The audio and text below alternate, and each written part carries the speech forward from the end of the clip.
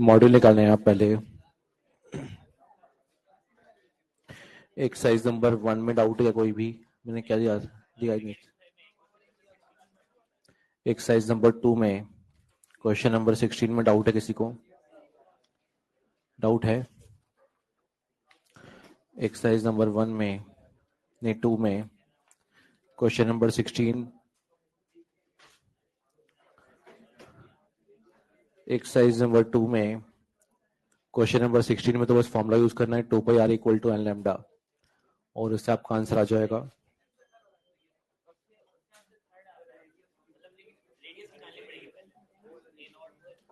ए not से मतलब ही नहीं है, इसमें जो दिया है ना ब्रैकेट में से कोई मतलब ही नहीं है,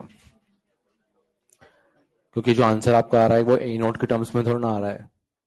वो जो आपको ऑप्शन दिए हुए उसमें ए नॉट तो लिखा हुआ ही नहीं है, तो आप इसको इग्नोर करो। जो लास्ट में ब्रैकेट में लिखा हुआ है इसको इग्नोर करो, आपका आंसर वैसे ही आ जाएगा 2 pi r equal to n lambda से। बस ऑर्बिट नंबर सेकंड आपको दिया हुआ है, मैंने क्लास में जो क्वेश्चन करवाया था उसमें थर्ड ऑर्बिट था। एक्सरसाइज नंबर 3 पर आप आ जाए। क्वेश्चन नंबर 1, 2 ने question number 4, question number 4, 6, question number 10, 11, question number 13 में तो हाँ कैलकुलेशन बहुत टफ है। इसमें ऐसा बोला गया है कि एक गैस है और गैस ने एक फोटोन को एब्जॉर्ब किया जिसका वेवलेंथ आपको दिया हुआ है, और 2 फोटोन को इसने एमिट किया है, उसका वेवलेंथ आपको λ2 और λ3 ऐसा कुछ है। ये भी दिया हुआ है और ये भी दिया हुआ है, आपको ये निकालना है। तो मुझे बताओ क्या कंजर्व रहेगा, वेवलेंथ कंजर्व रहेगा फिर एनर्जी कंजर्व रहेगा? एनर्जी का मतलब कह दोगे कि E1 बराबर क्या होगा यार, E2 प्लस E3। अच्छा, एनर्जी का फॉर्मूला क्वांटम के लिए क्या होता है, hc अपॉन लैम्डा बराबर hc upon lambda plus hc upon lambda. तो hc से hc क्या हो जाएगा, कैंसिल। का मतलब 1 अपॉन लैम्डा 1 बराबर होगा 1 अपॉन लैम्डा 2 प्लस होगा 1 अपॉन लैम्डा 3। आपको ये भी दिया हुआ है, ये भी दिया हुआ है और ये निकालना है। उसके बाद तो कैलकुलेशन करनी है। क्वेश्चन नंबर इसके बाद में है 14, क्वेश्चन नंबर 14, 16, 17। 17 में है ना, एक बार लास्ट की लैंग्वेज पढ़ो आप, लास्ट लाइन पढ़ो आप। लास्ट लाइन में क्या लिखा हुआ है? क्वेश्चन नंबर 17 में लिखा हुआ है लास्ट लाइन में, find mass number of most abundant isotope. Most abundant isotope का मतलब क्या होता है? जिसका परसेंटेज ज्यादा होता है फिर कम होता है ज्यादा। आप औरली बताओ कि जैसे हाइड्रोजन होता है उसके 3 आइसोटोप्स होते हैं, कौन कौन से? प्रोटियम, ड्यूटेरियम और ट्राइटियम।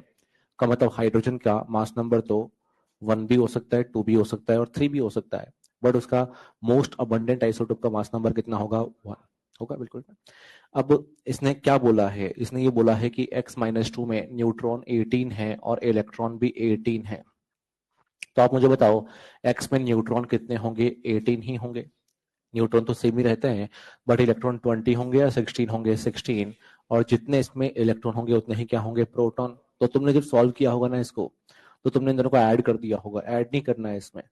मास नंबर जब निकालोगे तो मास नंबर वैसे निकालते कैसे हम लोग? मास नंबर की न्यूट्रॉन प्लस प्रोटॉन जो 34 आना चाहिए, लेकिन ऑप्शन ही नहीं है 34 तो।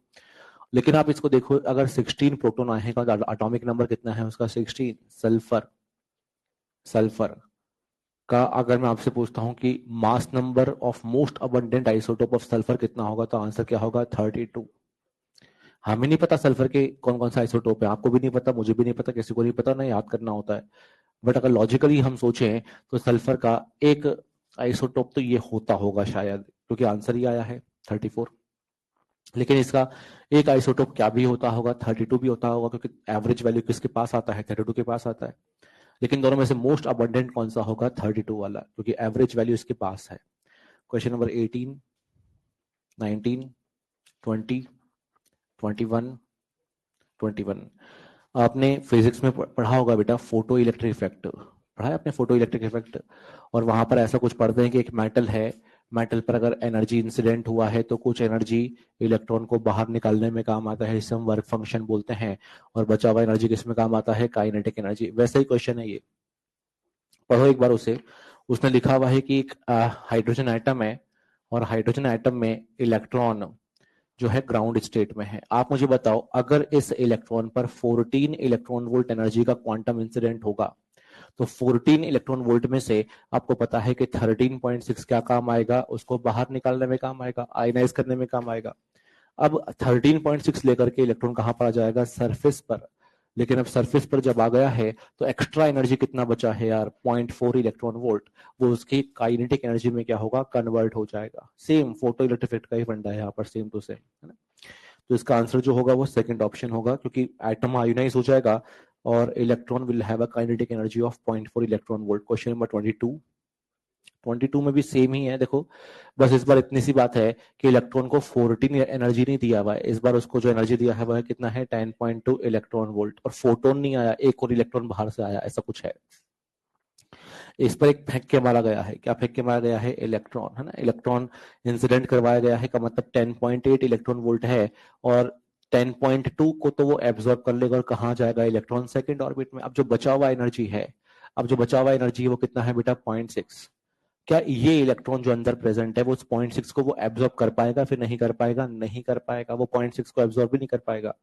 वो तो जो बाहर से इलेक्ट्रॉन आया है ना, वो 0.6 एनर्जी को लेके लौट जाएगा, ये 0.6 इलेक्ट्रॉन वोल्ट तो बाहर के बाहर ही निकल जाएगा, इसमें एब्जॉर्ब केवल कितना हो पाएगा, 10.2। हो सकता है आप में से डाउट आपका आया हो कि सर जैसे पहले काइनेटिक एनर्जी बढ़ गया था वैसे बढ़, काइनेटिक एनर्जी तो फिक्स है ना, अगर उसका एनर्जी यहाँ पर वो सेकंड ऑर्बिट में अगर वो चला गया ना, सेकंड ऑर्बिट है ये रहा, अब सेकंड ऑर्बिट में चला गया है ना, तो उसका एनर्जी ऑलरेडी कितना हो गया है, -3.4। अब वो चेंज नहीं हो सकता, वो तो फिक्स है, तो वो तो केवल 10.2 ही एब्जॉर्ब कर पाएगा, लेकिन बचा हुआ एनर्जी एब्जॉर्ब नहीं हो पाएगा। क्वेश्चन नंबर 23, 24, 25, 26, 27, 28, 25 में डाउट किसी को, 25, क्वेश्चन नंबर 25, 26, 27, 28, 29, 30, 31, 32, 37,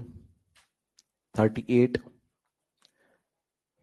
39, 39 में लिखा हुआ है, इसमें तो बस आपने यूनिट देखा ही नहीं, इसमें देखो आप ध्यान से, क्वेश्चन नंबर 39 में मेहनत है, लॉजिक कुछ भी नहीं है। इसमें ऐसा लिखा हुआ है कि electromagnetic radiation of lambda, wavelength आपको दिया हुआ है, और अगर आपको वेवलेंथ दिया हुआ है तो क्या आप उससे एनर्जी निकाल सकते हो क्या, हाँ, कैसे निकालोगे, NhC अपॉन लैम्डा।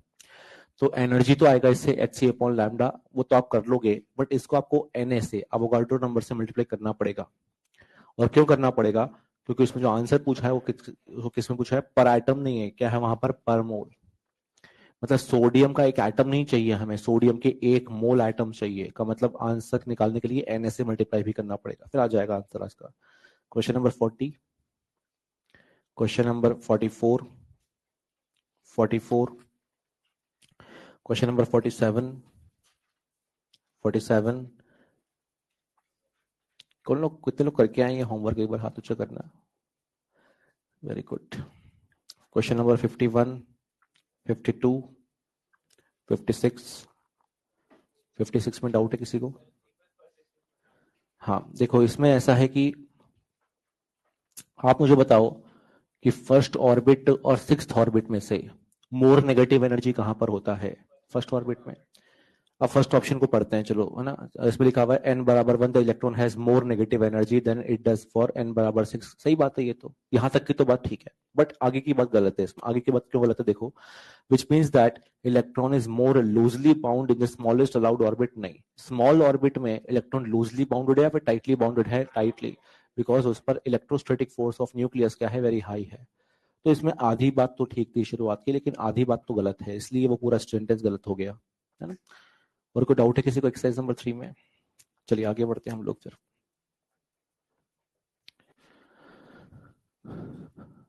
कहां तक पढ़ाया था एक बार बताओ मुझे लास्ट क्लास में, मैंने क्वांटम नंबर पढ़ाए होंगे लेकिन कितने पढ़ा दिए हैं, 4 हो गए। अच्छा क्वेश्चन करने फिर इस पर,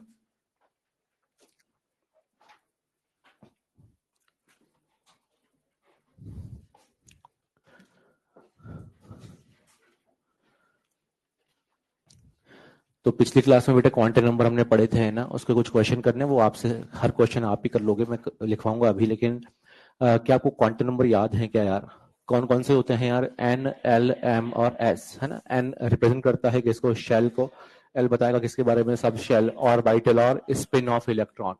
अच्छा अराउंड न्यूक्लियस है, फिर around its on axis, around its on axis, है ना। तो मैंने आपको एक लेटर भी दिया था, फॉर एग्जांपल हमें एक लेटर दिया जाता है और उस पर एक एड्रेस लिखा होता है इस प्रकार का, एक एड्रेस हमें दिया जाता है, क्या उसको रीड करना आपको आता है क्या यार? अगर ये आपको आता है ना तो आपको क्वांटम नंबर आता है, इसमें और कोई है ही नहीं कुछ भी, है ना। n बराबर 4 का मतलब शेल कौन सा होगा? फोर्थ। लेकिन जब फोर्थ शेल में हम घुस जाते हैं ना तो वहां पर 4 सब शेल होते हैं, 4s 4p 4d और 4f। लेकिन आगे एल बराबर 1 को देख करके हम कहां घुस जाएंगे? 4p, मतलब 4s को रिजेक्ट कर देंगे, 4d को रिजेक्ट कर देंगे, 4f को रिजेक्ट कर देंगे। यहाँ पर कहां पर घुस जाएंगे? 4p में। और ये 4p में हम एंटर होते हैं ना तो 3 डब्बे होते हैं, 4px 4py और 4pz। चूज किसको करेंगे? 4pz को। 4pz को हम चूज करेंगे और 4pz में घुस जाएंगे तो 2 इलेक्ट्रॉन होंगे, एक क्लॉकवाइज होगा, एक कैसा होगा? Anti clockwise. तो s बराबर प्लस हाफ। बताओ क्लॉकवाइज का या एंटी क्लॉकवाइज का? या किसी का भी है? किसी का भी है। तो चाहे वो क्लॉकवाइज हो चाहे वो एंटी क्लॉकवाइज हो, ये हमें आता है। क्वेश्चन लिखे चलो इसमें आप। How many quantum numbers, how many quantum numbers are necessary, how many quantum numbers are necessary to specify, to specify position of electron, position of electron in an atom, in an atom।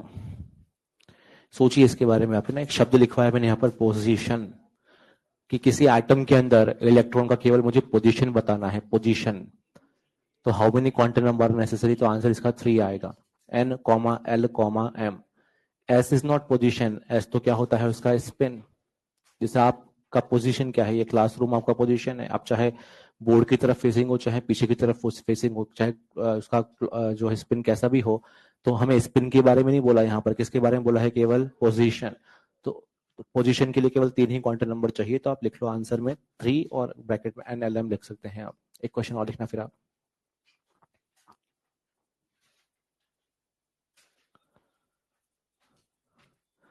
अगले question लिखें, correct set of, correct set of, correct set of quantum numbers is,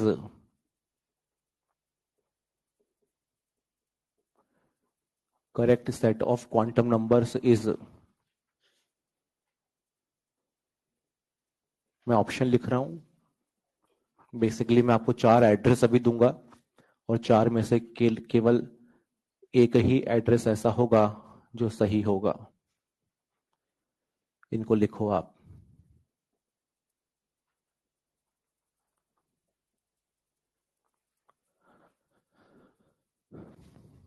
इसको लिखो आप। और 4 address में से केवल एक ही एड्रेस सही है, बाकी एक एड्रेस सही है, बाकी 3 रॉन्ग एड्रेस है। तो सही एड्रेस को पहचानो आप।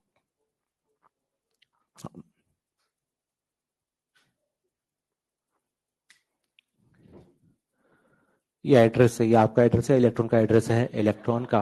लेकिन इनमें से एक ही एड्रेस है जो करेक्ट एड्रेस है। आंसर इसका 4th ऑप्शन आएगा।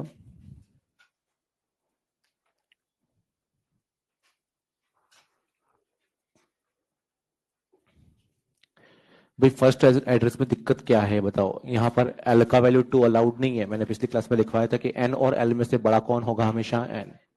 क्योंकि अगर एन का वैल्यू 2 है तो एल का अलाउड वैल्यू क्या क्या होता है? 0,1। यहाँ ये प्रॉब्लम है यार। अगर एल बराबर 1 है तो मतलब पी डब्बा, और पी में एल एम का वैल्यू -1 0 और +1 अलाउड होता है। थर्ड ऑप्शन में ये दिक्कत है कि एस का वैल्यू +½ और -½ अलाउड होता है, लेकिन फोर्थ ऑप्शन बिल्कुल करेक्ट है, उसमें कोई दिक्कत नहीं है। एक क्वेश्चन और लिखे आप। आइडेंटिफाई ऑर्बिटल,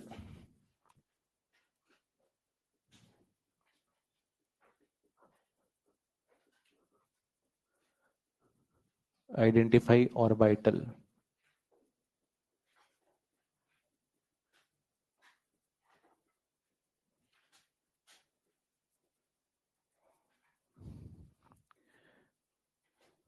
ये कोई ऑप्शंस नहीं है, अलग अलग पार्ट हैं, हर एक का अलग अलग आंसर भी है। मल्टीपल आंसर भी हो सकते हैं किसी किसी के।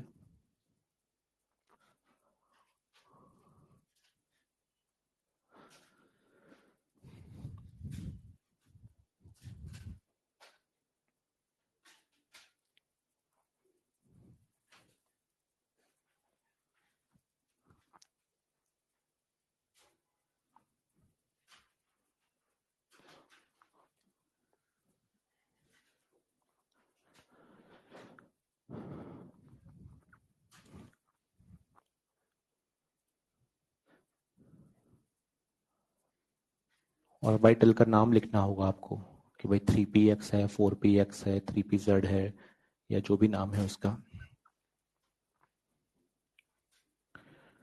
तो फर्स्ट वाले के दो आंसर हैं। फर्स्ट वाले के दो आंसर कौन कौन से होंगे? एक तो होगा 4dyz और क्या होगा 4dzx। इसका एक ही आंसर है और वो क्या होगा 3pz। और यहाँ पर n बराबर 5, l बराबर 0, m बराबर 0 का मतलब कौन सा ऑर्बिटल होगा? 5s। 5s।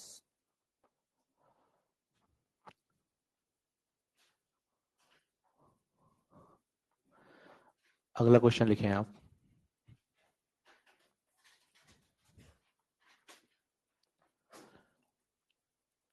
How many orbitals are present in fifth shell?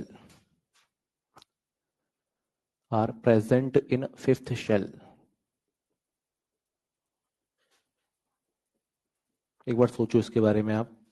आपसे कहा गया है कि पांचवें शेल के अंदर, पांचवा शेल, नंबर ऑफ डब्बे काउंट करने हैं आपको। पांचवें शेल के अंदर ऑर्बिटल काउंट करने के कितने डब्बे होंगे वहां पर। लेकिन शेल और ऑर्बिटल के बीच में क्या आएगा बेटा? सब शेल। पहले आप शेल में घुस जाओ, उसमें आपको सब शेल मिलेंगे और सब शेल के अंदर डब्बे मिलेंगे और सारे डब्बों को काउंट करो। एक बार ट्राई करो आप इसे। शेल के अंदर सब शेल होते हैं और आपको पढ़ाया है मैंने कि पांचवें शेल के अंदर 5 सब शेल होंगे। उनके नाम लिखो। बहुत इजी क्वेश्चन है ये, बस आप अगर ट्राई करोगे तो हो जाएगा।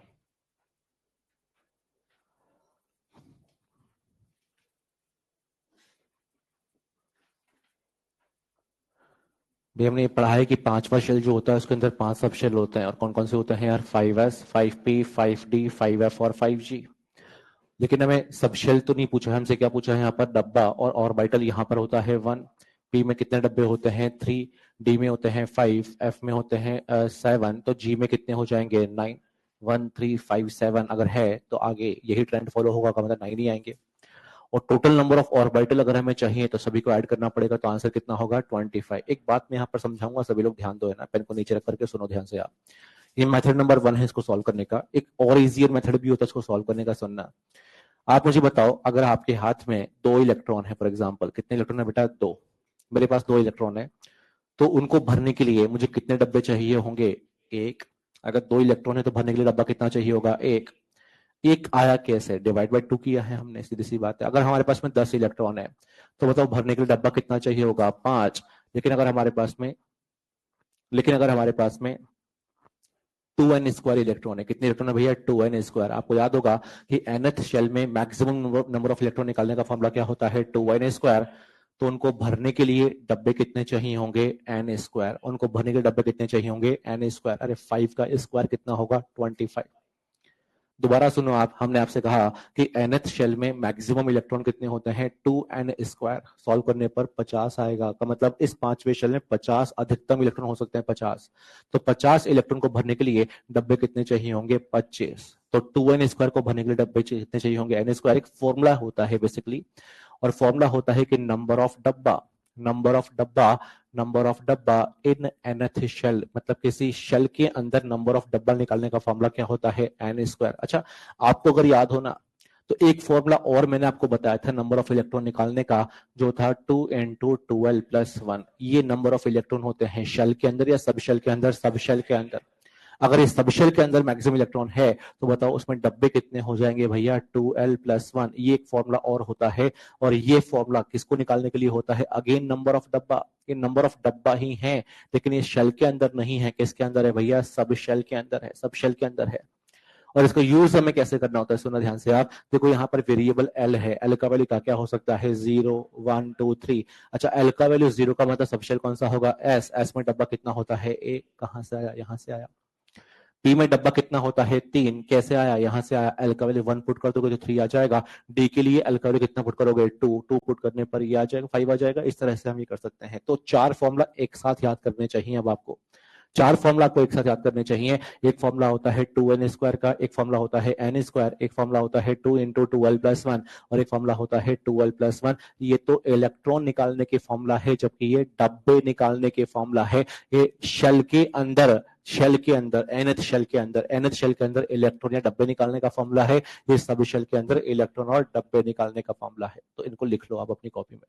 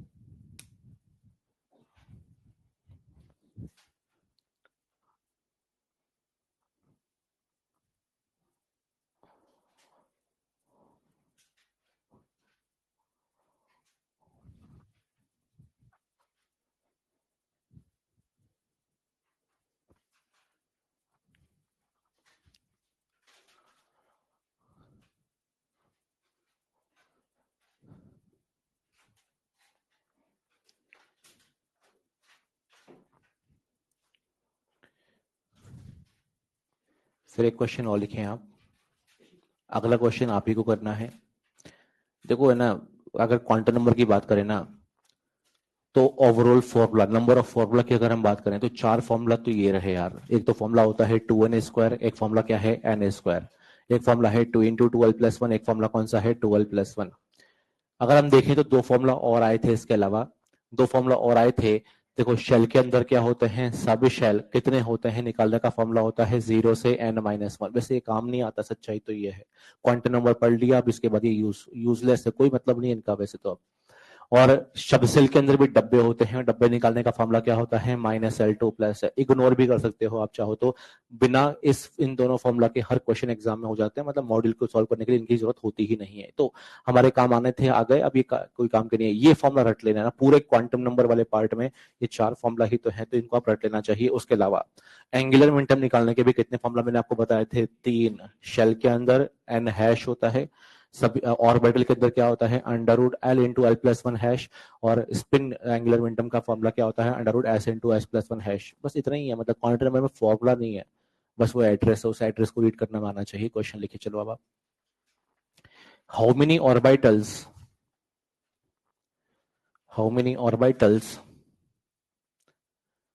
Are present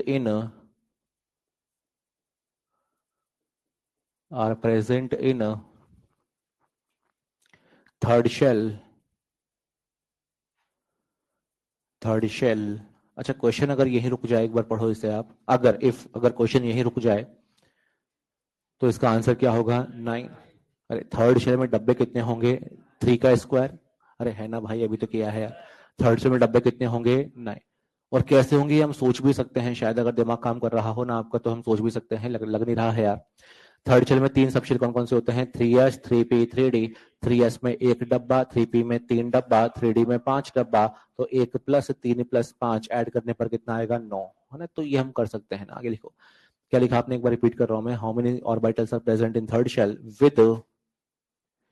with m equal to -1, मतलब मैग्नेटिक क्वांटम नंबर -1। सोचिए, कोई फॉर्मूला नहीं है। जैसे पिछले क्वेश्चन में मैंने पूरा खोल के समझाया था क्वेश्चन को, वैसे कैसे सॉल्व करो आप। शेल के अंदर घुस जाओ, सब शेल दिखेंगे, उनके नाम लिखो।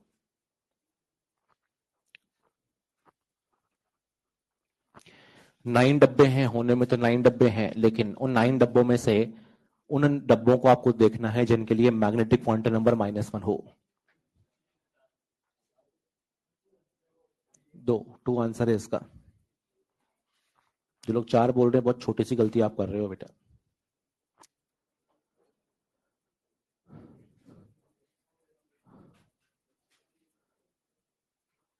अगर आपने क्वांटम नंबर नहीं सीखा ना, सच में बहुत गंदा लेवल है फिर आपका। क्वांटम नंबर इससे इजी दुनिया में तुम कहीं नहीं सीख सकते हो, ये बात की तो मेरी गारंटी है।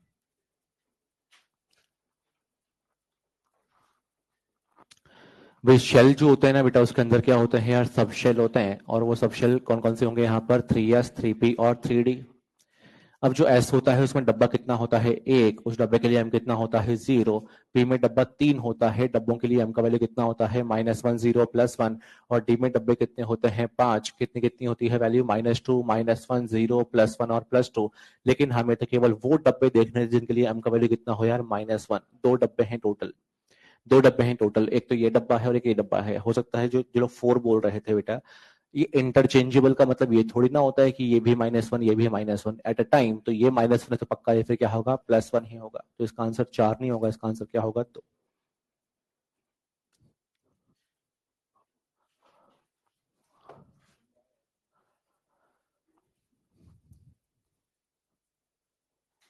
अच्छा, पिछली क्लास में बोला हुआ मैंने कि अगर शेल तक पहुंचना अगर हमें है तो कितने क्वांटम नंबर चाहिए होते हैं, केवल एक n।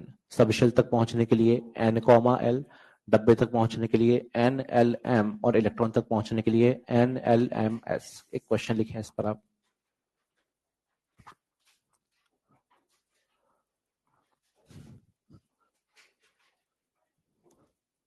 क्वेश्चन में लिखे हैं आप, हाउ मेनी सब shells, how many subshells are possible,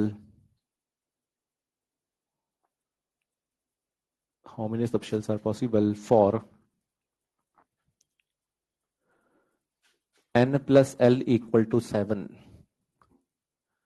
for n plus L equal to 7। सोचिए इसके बारे में, है ना, टाइम है आपके पास। पेयर बनाओ, n और l के पेयर बनाओ, आंसर आ जाएगा।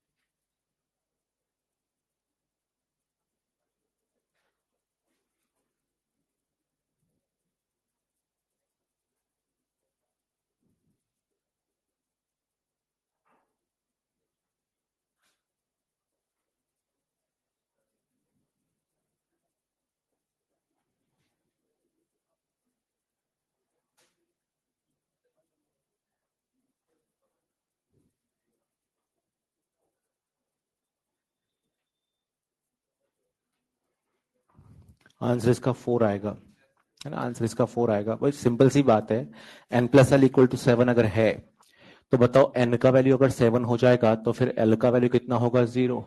7 एस सबशेल होता ही है, बिल्कुल 7th शेल में एस सबशेल होता ही है। अगर n का वैल्यू 6 हो जाएगा तो l को कितना करना पड़ेगा 1 का मतलब 6 भी सबशेल है। n अगर 5 है तो l बराबर होगा 2 का मतलब 5d। n इक्वल टू अगर 4 है तो l इक्वल टू 3 होगा का मतलब 4f। लेकिन क्या n बराबर 3 और l बराबर 4 हो सकता है क्या? नहीं, ये अलाउड नहीं, क्योंकि हमने पढ़ा हुआ है कि n और l में से हमेशा बड़ा कौन होगा n। तो केवल 4 सबशेल पॉसिबल है, केवल 4 सबशेल पॉसिबल हैं जिनके लिए n प्लस एल बराबर 7 हो जाए। ओरली सोचना, अगर किसी क्वेश्चन में लिखा हुआ है n प्लस एल बराबर, मान लो 3 आपको दिया हुआ है, n प्लस एल बराबर 3 दिया हुआ है, तो कितने सबशेल पॉसिबल हो पाएंगे? सोचो फिर आप, पेयर बनाओ, आंसर आ जाएगा। केवल 2 पॉसिबल हैं यार, 3 प्लस 0 वाला और कौन सा वाला, 2 प्लस 1 वाला।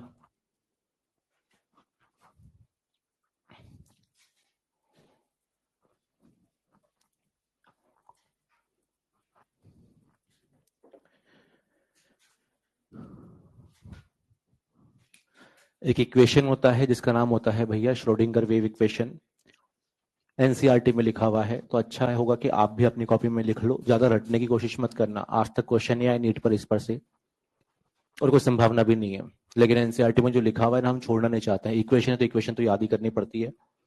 और इस इक्वेशन में एक तो होता है इसका एक्सपांडेड फॉर्म और एक कंप्रेस्ड फॉर्म भी होता है। दोनों इक्वेशन का नाम ही क्या होता है? श्रोडिंगर वेव इक्वेशन, दोनों का नाम सेम है। लेकिन एक बड़ा रूप है और एक छोटा रूप है और कुछ भी नहीं है, वो एक्सपांडेड फॉर्म है, कंप्रेस्ड रूप है। और इस इक्वेशन के अंदर एच कैप लिखा हुआ है, इस एच कैप का नाम आपको याद कर लेना चाहिए और इसका नाम होता है हैमिल्टोनियन ऑपरेटर। नाम क्या है इसका? हैमिल्टोनियन ऑपरेटर, नाम है बस, है ना, और कुछ भी नहीं है। साई और साई स्क्वायर के बारे में आपको मैं आगे बताऊंगा। वैसे साई के बारे में आपको मैं ऑलरेडी पढ़ा चुका हूं। साई रिप्रेजेंट करता है शेल को, सब शेल को, या ऑर्बिटल को, या इलेक्ट्रॉन को, ऑर्बिटल को।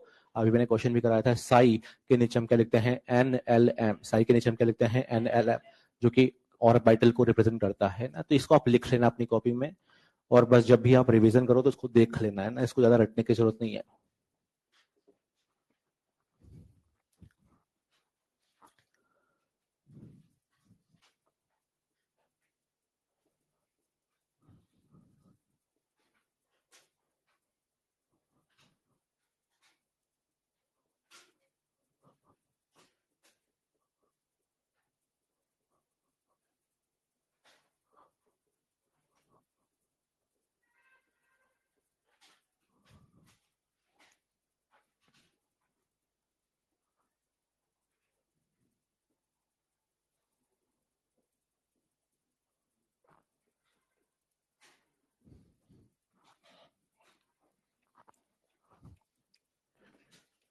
ये लिखने के बाद में पेन नीचे रख देना, फिर आप 20 मिनट के लिए ये लिख लो बस।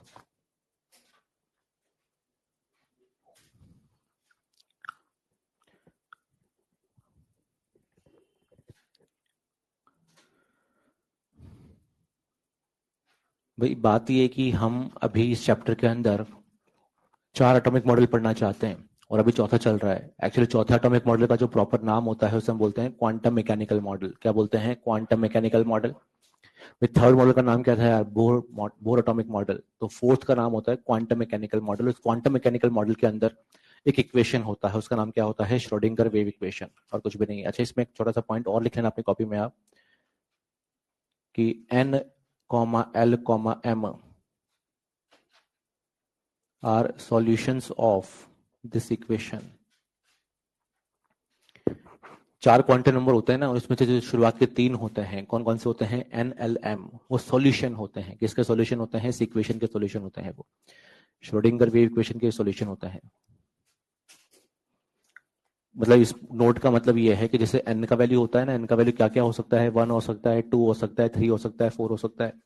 एल का वैल्यू क्या क्या हो सकता है? 0, 1, 2, 3 जो हो सकता है। एम का वैल्यू क्या क्या हो सकता है? -2, -1, 0, जो भी वैल्यूज होती हैं, ये आती कहाँ से हैं? ये इस इक्वेशन को सॉल्व करके आती है। हमारे सिलेबस में नहीं कैसे सॉल्व करना होता है, बस हाँ, इनका वैल्यू जो है इस इक्वेशन के सॉल्व करने से आता है। केवल चौथा क्वांटम नंबर क्या होता है? स्पिन क्वांटम नंबर, इसके सॉल्यूशन से नहीं आता है। उसका वैल्यू तो वैसे भी +12 या क्या हो सकता है? -12 ही हो सकता है। दो ही वैल्यू पॉसिबल है वहां तो NLM जो होता है वह सॉल्यूशन होता है किसका? श्रोडिंगर वेव इक्वेशन का।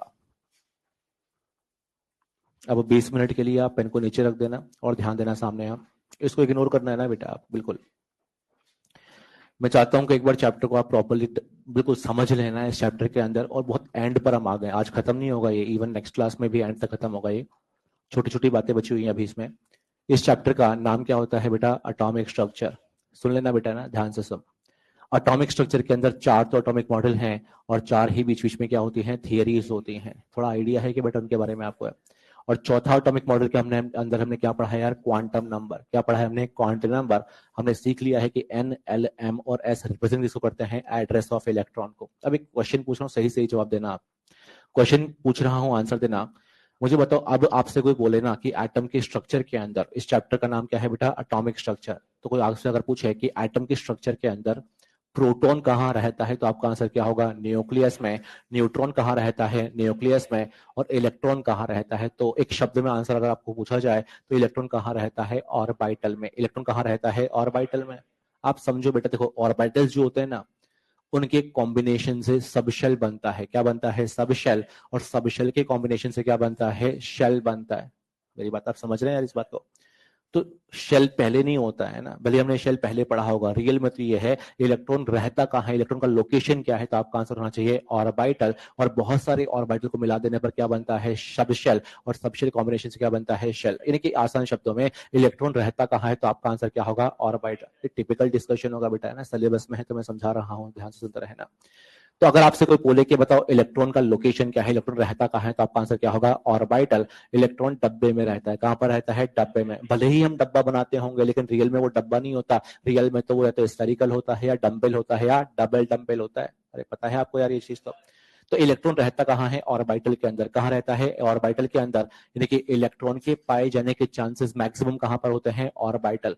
ऑर्बिटल क्या होता है, ऑर्बिटल एटम के अंदर वो जगह होती है जहां पर इलेक्ट्रॉन के पाए जाने की संभावना क्या होती है, मैक्सिमम। ऑर्बिटल क्या होते हैं, ऑर्बिटल एटम के अंदर वो जगह होती है जहां पर इलेक्ट्रॉन के पाए जाने की संभावना क्या होती है, मैक्सिमम।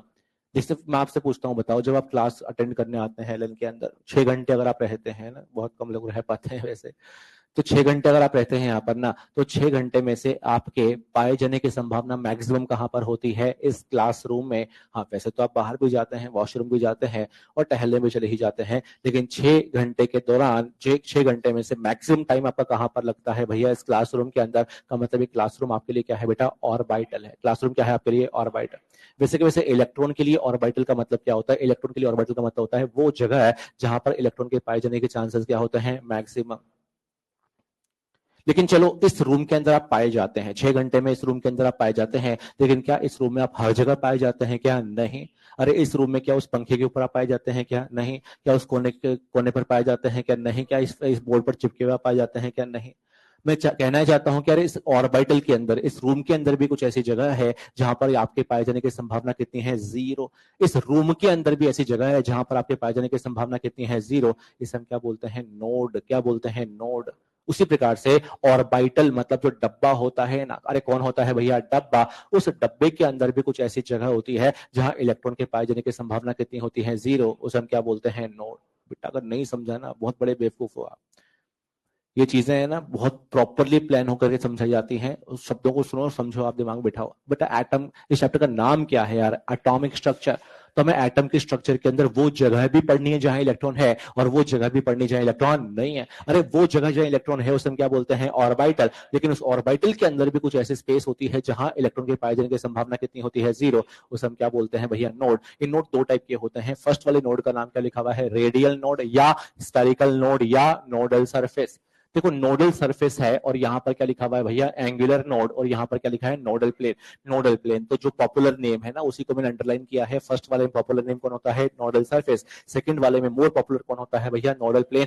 नोडल प्लेन का मतलब ये 2D स्पेस है। कौन सा स्पेस है, 2D। जबकि ये 3D स्पेस है। का मतलब ऑर्बिटल के अंदर, अरे वह 3D स्पेस जहां इलेक्ट्रॉन के पाए जाने की संभावना 0, उसे हम क्या बोलते हैं, नोडल सरफेस। और इस ऑर्बिटल के अंदर वो 2D स्पेस जहां इलेक्ट्रॉन नहीं मिलेगा उसे हम क्या बोलते हैं, नोडल प्लेन। अच्छा बताइए जो बोर्ड है ना, बोर्ड ये 3D है फिर 2D है भैया, 2D।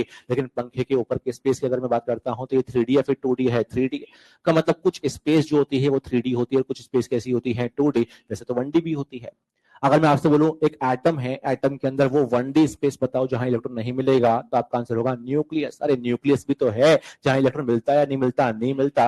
का मतलब उसे हम नोड नहीं मानते। वैसे तो मानना चाहिए, उसको भी नोड ही हमें मानना चाहिए, इलेक्ट्रॉन वहां पर नहीं रहता है, काउंट नहीं करते हैं उसे हम लोग। 1D स्पेस भी होता है, 2D स्पेस भी होता है, क्या भी होता है, 3D स्पेस भी होता है। लेकिन हाँ उस न्यूक्लियस को हम नोड नहीं मानते। नोड केवल दो ही टाइप के होते हैं। कौन कौन से होते हैं, एक तो 3D स्पेस होता है और एक क्या होता है, 2D स्पेस। अभी के अभी रट लो, अभी के अभी नाम रट लो बेटा। यहाँ पर नाम लिखा हुआ है नोडल सरफेस, यहाँ पर नाम क्या लिखा हुआ है, नोडल प्लेन। इसको निकालने का एक फॉर्मूला होता है जो होता है n-l-1। इसको निकालने का फॉर्मूला होता है l। ये हमें रटने हैं दोनों फॉर्मूला, इसको मैं प्रॉपरली भी समझाऊंगा खैर, बट अभी के अभी मैं चाहता हूँ फॉर्मूला तो आप याद कर लो यार। यहाँ पर फॉर्मूला क्या होता है भैया, n-l-1। यहाँ पर फॉर्मूला क्या होता है, l। अगर आपसे बोला जाए कि बताओ find total number of node, total number of node निकालने के दोनों को आप ऐड करोगे, l से l क्या हो चुका होगा, कैंसिल। यानी कि फॉर्मूला क्या बन जाएगा, n-। इग्नोर करो है ना, मेन चीज है कि दो टाइप के नोड है। और इसको भी इस तरह से हल्के में मत लेना भैया, इस तरह से समझ लेना। इस चैप्टर के अंदर हमें ऑर्बिटल पढ़ाया गया, डब्बा पढ़ाया गया। क्या पढ़ाया गया, डब्बा।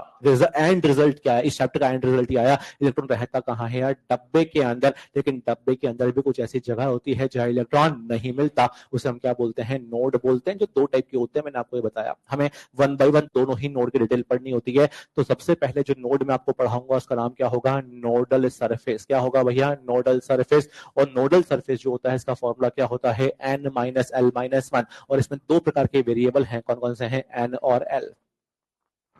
एक बार तो मैं पूरा बोर्ड भरूंगा है ना नोडल सरफेस के ऊपर, फिर दूसरी बार मैं बोर्ड भरूंगा किसके बारे में भैया, नोडल प्लेन के बारे में। तो नोडल सरफेस पहले मैं आपको समझा रहा हूँ। फॉर एग्जांपल अगर आपसे कहा गया कि आपके पास में 1s ऑर्बिटल है, कौन सा ऑर्बिटल है, 1s। अरे 1s ऑर्बिटल होता है या नहीं होता, होता है। 1s ऑर्बिटल मतलब एक डब्बा है, क्या है, डब्बा। नहीं नहीं, वैसे तो डब्बा हम बनाते हैं, एक्चुअल में तो कैसा होता है, स्फेरिकल। एक्चुअल में तो कैसा होता है, स्फेरिकल। अगर मैं इसमें नंबर ऑफ नोडल सरफेस निकालूंगा तो बेटा फॉर्मूला में वैल्यू पुट करके बताओ, एन कितना है यहाँ पर 1, एल कितना है 0, -1 तो वैल्यू कितना आएगा 0, का मतलब इसमें नंबर ऑफ नोडल सरफेस कितने होंगे 0। बना के भी बताऊंगा मैं भी आपको, है ना। अगर मैं 2s ऑर्बिटल की बात करूंगा तो कितना आएगा भैया, n माइनस एल माइनस 1 का वैल्यू कितना आएगा 1। 3s ऑर्बिटल की अगर मैं बात करूंगा तो n माइनस एल माइनस 1 कितना आ जाएगा 2। अगर फॉर एग्जांपल चलो p ऑर्बिटल की बात करते हैं, मान लो हमें 2px ऑर्बिटल दिया है, कौन सा दिया है बेटा, 2px। वैसे तो आपको दिखना चाहिए कि डब्बा है, क्या है ये, डब्बा। नहीं नहीं, वैसे डब्बा नहीं होता, क्या होता है, डम्बेल। क्या होता है, डम्बेल। अगर मैं इसमें फॉर्मूला यूज करूंगा ना तो भैया n कितना है यहाँ पर 2, l कितना है 1, -1 वैल्यू कितना आएगा 0। अगर आपसे कहा गया है कि यार 3py है, अरे कौन सा है भैया, 3py।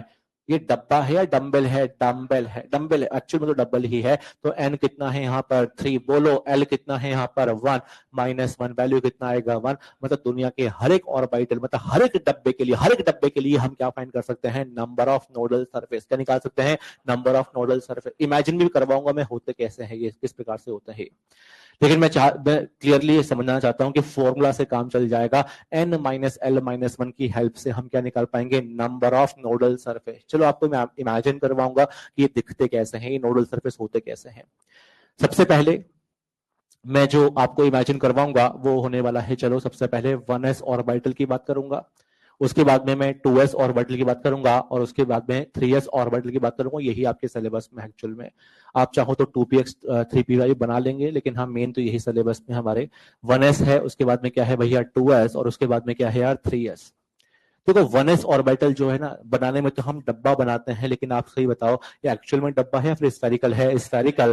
तो ये स्फेरिकल शेप का होता है, इस प्रकार का होता है, ये स्फेरिकल होता है, और सेंटर में न्यूक्लियस होता है। सेंटर में क्या होता है, न्यूक्लियस। सही सही बताना, न्यूक्लियस में इलेक्ट्रॉन होता या नहीं होता, नहीं होता। लेकिन जैसे ही न्यूक्लियस से आप बाहर आओगे, इलेक्ट्रॉन होगा या फिर नहीं होगा, होगा। तो ये इलेक्ट्रॉन डेंसिटी बना रहा हूं, ये इलेक्ट्रॉन का डेंसिटी है जो न्यूक्लियस के पास बहुत ज्यादा है। इलेक्ट्रॉन का ये डेंसिटी है जो न्यूक्लियस के पास बहुत ज्यादा है, लेकिन जैसे जैसे आप न्यूक्लियस से दूर जाओगे ना तो इलेक्ट्रॉन डेंसिटी बढ़ेगा या फिर कम होता जाएगा, कम होता जाएगा, इस प्रकार से। सबसे ज्यादा इलेक्ट्रॉन डेंसिटी कहां पर होता है, न्यूक्लियस के पास, और न्यूक्लियस से दूर जाने के बाद में इलेक्ट्रॉन डेंसिटी क्या होता जाएगा, कम होता जाएगा। ये तो 1s ऑर्बिटल है। कौन सा ऑर्बिटल है भैया, 1s। इमेजिन करवाऊंगा, तुम ध्यान सुनते रहे ना। उसी प्रकार से 2s ऑर्बिटल बनेगा, और 2s ऑर्बिटल में क्या होगा कि सबसे अंदर तो 1s ही होगा। देखो ये तो 1s ही बनाया था मैंने, तो 1s ही है, लेकिन यहां पर मैं 2s बनाऊंगा, लेकिन 2s के अंदर भी क्या होता है, 1s होता है। क्या होता है, 1s। और इसके सेंटर में अगेन क्या होगा, न्यूक्लियस। सेंटर में क्या होगा, न्यूक्लियस। ये जो मैंने अभी सर्कल स्फीयर बनाया है, ये स्फीयर 1s है फिर 2s है, 1s है। अच्छा 1s है, ये 1s है, और 1s के जस्ट बाद में यहाँ पर नोड होता है। क्या होता है, नोड। और नोड का मतलब इलेक्ट्रॉन होगा या फिर नहीं होगा, नहीं होगा। उसके बाद में वापस 2s बनता है, ये मैंने 2s बनाया है, का मतलब ये जो स्पेस है ना, ये किसको रिप्रेजेंट कर रहा है भैया, 2s को। लेकिन ध्यान से देखो, इस 1s और इस 2s के बीच में क्या प्रेजेंट है, नोड। ये जो मैंने यहाँ पर स्पेस बनाई है ना, इसका नाम क्या है बेटा, नोड। जहां इलेक्ट्रॉन मिलेगा या फिर नहीं मिलेगा, नहीं मिलेगा। उसी प्रकार से अगर मैं 3s बनाऊंगा ना तो 3s में सबसे पहले अंदर क्या होगा, 1s, फिर नोड, फिर वापस 2s, फिर वापस नोड, फिर वापस क्या आएगा, 3s। जो कंटेंट है वो है, आपको मैं समझा रहा हूं, आपकी जिम्मेदारी है, इसको सुनो आप ध्यान से। देखो सबसे पहली बात तो यहाँ पर वापस सबसे पहले तो 1s आ जाएगा, इसलिए मैंने बनाया है ये 1s है। 1s के बाद 2s, और 2s के बाद में क्या आएगा, 3s। लेकिन बीच बीच में क्या आएंगे भैया, नोड आएंगे। तो ये 1s, उसके जस्ट बाद में क्या बनने वाला है, नोड। इसको क्रॉस कर दिया, क्रॉस का मतलब ये नोड है। अब इसके बाद में क्या बनने वाला है यार, ये 2s। ये 2s है, और 2s में इलेक्ट्रॉन डेंसिटी होगा या फिर नहीं होगा, होगा। 2s के जस्ट बाद में वापस क्या बन जाएगा भैया, नोड। ये जो स्पेस मैंने बनाया है ये वापस नोड है, और इसके जस्ट बाद में वापस क्या बनेगा भैया, 3s। तो ये 3s बन गया है, 3s बन गया है। इस प्रकार से होता है बेटा। आप खुद देखो, आप खुद देखो 1s के अंदर नोड प्रेजेंट है या फिर नहीं है, नहीं है। 1s में नंबर ऑफ नोड कितने हैं, 0। 2s में कितने नोड है बेटा, 1। 3s में कितने नोड हैं, 2। अरे सुन रहे हैं क्या रहा, यहाँ पर कुछ ग्राफ भी बनते हैं ना, आपके सिलेबस में लास्ट ईयर ही कुछ ग्राफ यहाँ ऐड किए गए थे। नीट के सिलेबस में कुछ ग्राफ ऐड किए गए थे। मैं यहाँ पर एक ग्राफ बनाऊंगा जो कि होने वाला है in between psi and R. अगर आप ध्यान दोगे तो पक्का समझ में आएगा आपको, है ना। ध्यान डिस्ट्रैक्ट हुआ सब गायब हो जाएगा। साई वर्सेस आर का ग्राफ होता है। देखो आर का मतलब क्या है, आर का मतलब है न्यूक्लियस से डिस्टेंस। आर का मतलब क्या होगा, न्यूक्लियस से डिस्टेंस। और साई का मतलब होता है, बताओ, शेल या सबशेल या फिर ऑर्बिटल। ऑर्बिटल, ऑर्बिटल का मतलब जो है इलेक्ट्रॉन होता है या नहीं होता, होता है। अच्छा बताओ इलेक्ट्रॉन डेंसिटी मैक्सिमम कहां पर है, इसको देख के बताना। इलेक्ट्रॉन डेंसिटी मैक्सिमम कहां पर है, न्यूक्लियस के पास या फिर न्यूक्लियस से दूर, न्यूक्लियस के पास। वे मानते हैं क्या, जैसे जैसे हम न्यूक्लियस से दूर जाते जाएंगे, जैसे जैसे हम न्यूक्लियस से दूर जाते जाएंगे तो इलेक्ट्रॉन डेंसिटी बढ़ रहा है फिर कम हो रहा है, कम हो रहा है का मतलब ग्राफ इंक्रीजिंग होगा फिर डिक्रीजिंग होगा, डिक्रीजिंग। ऐसा ग्राफ हमें देखने को मिलेगा। अरे भैया अगर आप न्यूक्लियस से दूर जाते जा रहे हो ना तो इलेक्ट्रॉन डेंसिटी बढ़ रहा है फिर कम हो रहा है, कम हो रहा है, कम होता जा रहा है। लेकिन अगर सेम ग्राफ यहां पर आप बनाने की कोशिश करोगे ना, सेम टू सेम ग्राफ अगर यहां पर बनाओगे, वापस होगा in between psi versus R. Psi versus R मतलब अगेन हम न्यूक्लियस से दूर जा रहे हैं। अच्छा बताओ 2s के अंदर 1s होता है या नहीं होता, होता है। अगर होता है तो ये वाला ग्राफ रिपीट होगा या फिर नहीं होगा, होगा। आप खुद सोचो ना यार कि भैया यहां पर बीच में 1s है। सबसे पहले तो आप केवल इस 1s को देखो, इस 1s को देखो। अगर आप न्यूक्लियस से दूर जाते जाओगे, दूर जाते जाओगे, मैं केवल 1s की ही पहले बात कर रहा हूं, दूर जाते जाओगे तो इलेक्ट्रॉन डेंसिटी बढ़ता जाएगा फिर कम होता जाएगा, कम होता जाएगा। लेकिन एक टाइम ऐसा आएगा कि इलेक्ट्रॉन डेंसिटी कितना हो जाएगा, जीरो। आप यहां पर देखो साई का वैल्यू कितना हो गया है, जीरो। क्योंकि आप कहां घुस गए हो यार, नोड में। कहां घुस गए हो, नोड में। लेकिन जब नोड से आप बाहर निकलोगे तो कहां घुस जाओगे, 2s में। अब आप 2s में घुसने वाले हो, कहां घुसने वाले हो, 2s में। अब जब 2s में आप घुसोगे ना तो 2s के अंदर इलेक्ट्रॉन मिलेगा या फिर नहीं मिलेगा, मिलेगा। आप 2s को देखना, 2s में इलेक्ट्रॉन मिलेगा, लेकिन 2s में भी सबसे ज्यादा इलेक्ट्रॉन के मिलने की संभावना सेंटर में होती है। कहां पर होती है, सेंटर में। का मतलब 2s के अंदर भी सबसे ज्यादा इलेक्ट्रॉन कहां पर मिलेंगे, सेंटर में। लेकिन हाँ, सेंटर से दूर तो इलेक्ट्रॉन डेंसिटी क्या होता है, कम होता है। कहने का मतलब यह है कि जब आप 2s में घुसने वाले, नोड हम क्रॉस कर चुके हैं, अरे नोड तो हम क्रॉस कर चुके हैं, लेकिन हम कहां घुसने वाले हैं, 2s में। तो 2s में घुसने पर क्या होगा, इलेक्ट्रॉन डेंसिटी कम ही होगा, बढ़ेगा। और बढ़ के कहां पर पहुंच जाएगा, मैक्सिमम। कहां पर पहुंच जाएगा, मैक्सिमम। और इस मैक्सिमम पहुंचने का मतलब है आप कहां आ गए हो, 2s के सेंटर में। कहां पर आ गए हो, 2s के सेंटर में। अब जब सेंटर से आप बाहर निकलोगे ना तो सेंटर से बाहर निकलने पर इलेक्ट्रॉन डेंसिटी वापस बढ़ेगा या फिर कम होगा, कम होगा। ऐसा ग्राफ बनेगा। मैं बनाऊंगा, वापस इसको समझा रहा हूं, चलो वापस देखना। मैं आपसे ये कह रहा हूं कि इस बार मुझे ग्राफ बनाना है भैया साई वर्सेस आर के बीच में। साई वर्सेस आर है। अच्छा सबसे पहले हमें 2s का ग्राफ बनाना है, तो सबसे बीच में क्या होगा यार, 1s। 1s से हम न्यूक्लियस से दूर जा रहे हैं। न्यूक्लियस से दूर जाएंगे तो सबसे ज्यादा इलेक्ट्रॉन डेंसिटी कहां पर मिलेगा, न्यूक्लियस के पास। और न्यूक्लियस से दूर जाते जाएंगे तो डेंसिटी क्या होता जाएगा, कम। और जब हम नोड पर पहुंच जाएंगे तो इलेक्ट्रॉन डेंसिटी कितना हो जाएगा, जीरो। का मतलब जब इस आर वाली एक्सिस को हमने टच कर लिया ना, यहाँ पर नोड आ गया है। क्या आ गया है भैया, नोड। अच्छा वहां नोड आया था या नहीं आया था, वहां नोड ही नहीं आया था यार, यानी कि वहां पर साई का वैल्यू जीरो हुआ ही नहीं था। साई का वैल्यू क्या नहीं हुआ था, जीरो। यहाँ पर साई का वैल्यू एक बार जीरो हुआ है, का मतलब यहाँ पर नोड आया है। कितना नोड आया है यार, एक। लेकिन जब हम इस नोड को क्रॉस कर लेंगे ना, का मतलब कहां घुस जाएंगे, 2s के अंदर। तो दिमाग में फिट करो आप, 2s में भी इलेक्ट्रॉन डेंसिटी मैक्सिमम कहां पर होती है, सेंटर में। सेंटर में अगर इलेक्ट्रॉन डेंसिटी मैक्सिमम है, यानी कि सेंटर से आसपास तो इलेक्ट्रॉन डेंसिटी कम ही है ना, का मतलब 2s में घुसते ही तो इलेक्ट्रॉन डेंसिटी कम है, बढ़ेगी और बढ़ करके मैक्सिमम हो गई। मैक्सिमम होने का मतलब हम कहां पर आ गए हैं, 2s के सेंटर में। और सेंटर से दूर जाने पर डेंसिटी वापस क्या होता जाएगा, कम होता जाएगा। ऐसा ग्राफ यहां पर देखने को मिलेगा। अब आपको पूरी बात समझ में आएगी, यहां पर ध्यान देना। 3s की अगर मैं बात करता हूं तो सेम टू सेम ग्राफ मुझे वापस यहां बनाना है। वापस साई वर्सेस आर का ग्राफ होगा, साई वर्सेस आर का ग्राफ होगा। लेकिन आप मुझे बताओ 3s का अगर मैं ग्राफ बनाऊंगा तो एक नोड आएगा या फिर दो नोड आएगा, दो नोड। 3s के अंदर सबसे पहले क्या होगा, 1s। 1s का ग्राफ आपको प्लॉट करना आता है क्या, हाँ। अगर आप यहां पर पहुंच गए का मतलब कहां पर पहुंच गए हैं, node. This node is in between. बताओ ये नोड किस किस के बीच में है, 1s और 2s। उसके बाद में 2s आएगा और 2s का ग्राफ सेम रिपीट होगा। का मतलब 2s के अंदर घुसते ही इलेक्ट्रॉन डेंसिटी बढ़ेगा, मैक्सिमम होकर के वापस क्या हो जाएगा, कम। लेकिन वापस जीरो हो गया, वापस क्या हो गया है, जीरो। जीरो होने का मतलब आप वापस कहां पर आ गए हो, नोड। ये नोड है in between 2s and 3s। अब आप कहां घुसने वाले हो, 3s। अच्छा 3s में भी इलेक्ट्रॉन डेंसिटी मैक्सिमम कहां पर होगा, सेंटर में। का मतलब इलेक्ट्रॉन डेंसिटी डेंसिटी बढ़ेगा बढ़ेगा और के मैक्सिमम हो जाएगा। मैक्सिमम का मतलब कहां पर आ गए हो, सेंटर, और वापस दूर जाओगे तो लो डेंसिटी वापस क्या हो जाएगा, कम। का मतलब इस बार कितनी बार आर वाली एक्सिस को ग्राफ ने टच किया है यार, 2 बार। नोड भी कितने होंगे, तो देखो एक बात बता दो, मैं जो ग्राफ बना रहा हूं ना, ये पिछले साल से हमने ऐड किया है सिलेबस में ही, क्योंकि पिछले साल ही नीट के सिलेबस में ये ऐड हुआ है, सच बता रहा हूं मैं। उससे पहले हम ये पढ़ाते भी, और पिछले साल ऐड जरूर हुआ होगा, क्वेश्चन नहीं आया था इस पर। तो अगर क्वेश्चन आएगा ना तो पहली बार ही आएगा इस पर, नीट की बात कर रहा हूं मैं। हालांकि एनसीईआरटी में है सब कुछ। कुछ समझ में आया है यार ये? पता है इसमें केवल क्या पूछता है, वो ग्राफ दे देगा, बनवाएगा नहीं ग्राफ। ऐसा थोड़ा आएगा कि ग्राफ बनाओ, ऐसा नहीं होता है कभी भी। वो ग्राफ दे देगा और बोलेगा इसको देख के बताओ इसमें नोड कितने हैं, तो बस आपको काउंट करना है यार। जितनी बार भी साइज 0 हो रहा होगा का मतलब उतने ही क्या होंगे उसमें नोड। ये साई का ग्राफ है। किसका ग्राफ है भैया, साई। लेकिन एक ग्राफ और बनता है, और वो जो ग्राफ बनता है ना, वो होता है भैया साई स्क्वायर वर्सेस क्या होता है, आर। यहां पर भी साई स्क्वायर वर्सेस क्या होगा, आर। और यहां पर भी same to same psi square versus R होगा। ये साई स्क्वायर की जरूरत पड़ती क्यों है, अब ये समझना आप। देखो यहां साई है, और साई का वैल्यू पॉजिटिव भी है और कभी कभी क्या भी है, नेगेटिव भी है। साई का वैल्यू पॉजिटिव भी है और क्या भी है भैया, नेगेटिव। लेकिन जब हम प्रोबेबिलिटी निकालते हैं तो प्रोबेबिलिटी हमेशा क्या होता है, पॉजिटिव। प्रोबेबिलिटी का वैल्यू हमेशा क्या होता है यार, पॉजिटिव। इस ग्राफ में दिक्कत यह है कि ग्राफ ऊपर भी है और कहां पर भी है, नीचे भी है। नीचे का मतलब ये ग्राफ क्या भी है भैया, नेगेटिव भी है। अच्छा, अगर साई का स्क्वायर आप कर दोगे ना तो वैल्यू क्या हो जाएगी, पॉजिटिव। किसी का भी स्क्वायर करने पर वो वैल्यू क्या हो जाती है यार, पॉजिटिव। का मतलब यहां पर तो ग्राफ सेम ही बनेगा, क्योंकि यहां तो ग्राफ हमेशा ही कहां था, ऊपर ही था। लेकिन इस ग्राफ को अगर आप देखोगे ना, तो जहां ग्राफ नीचे था वो कहां शिफ्ट हो जाएगा, ऊपर। सेम टू सेम यहां पर भी 1s का ग्राफ तो सेम ही है, लेकिन जो 2s का ग्राफ था जो नीचे था वो कहां शिफ्ट हो जाएगा, ऊपर। और जो 3s का ग्राफ है वो तो ऊपर ही था, का मतलब कहां रहेगा, ऊपर ही रहेगा। तो देखे देखे ग्राफ होने चाहिए।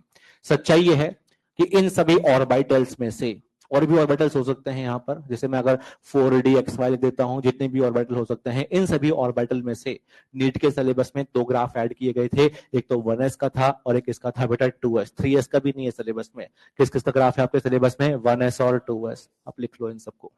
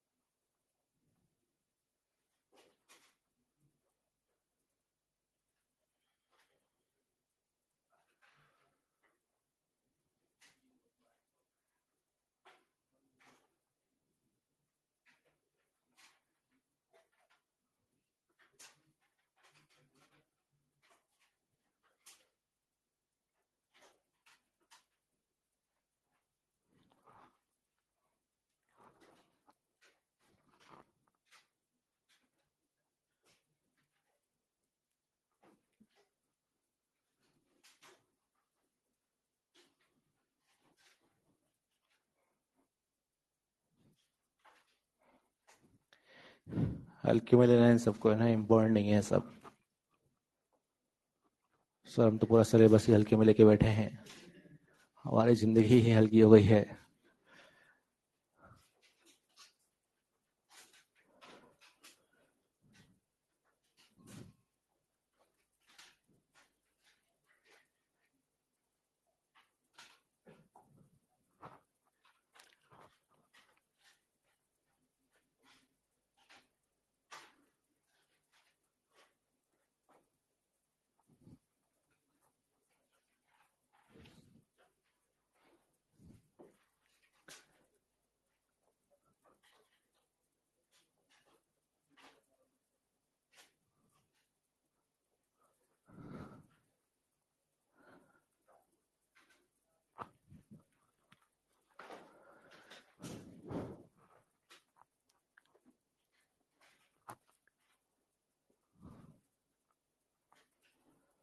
जल्दी जल्दी बना लो इसको, अंधाधुंध जैसा बने वैसा बना लो इसको।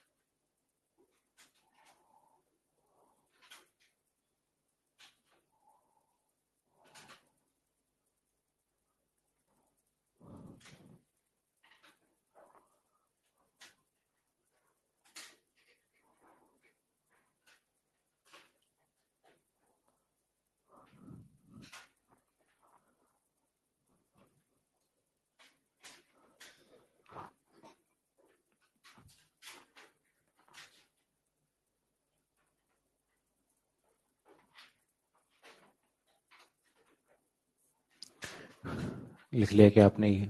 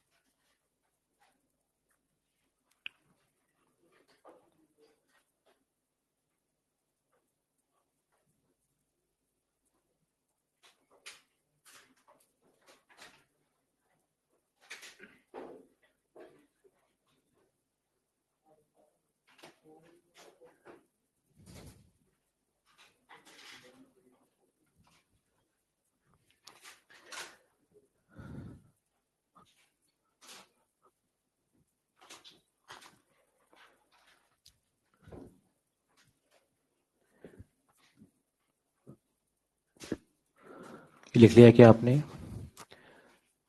तो दो टाइप के नोड होते हैं। फर्स्ट वाले का नाम क्या होता है? Nodal surface. और सेकंड वाले का नाम क्या होता है? Nodal plane. नोडल प्लेन तो पहले से ही चला आ रहा है, इसके काफी क्वेश्चन आपको मॉडल में मिल जाएंगे और ये इजी भी है, इसमें कुछ डिफिकल्ट नहीं है, सीखना पड़ेगा बट इससे हमें।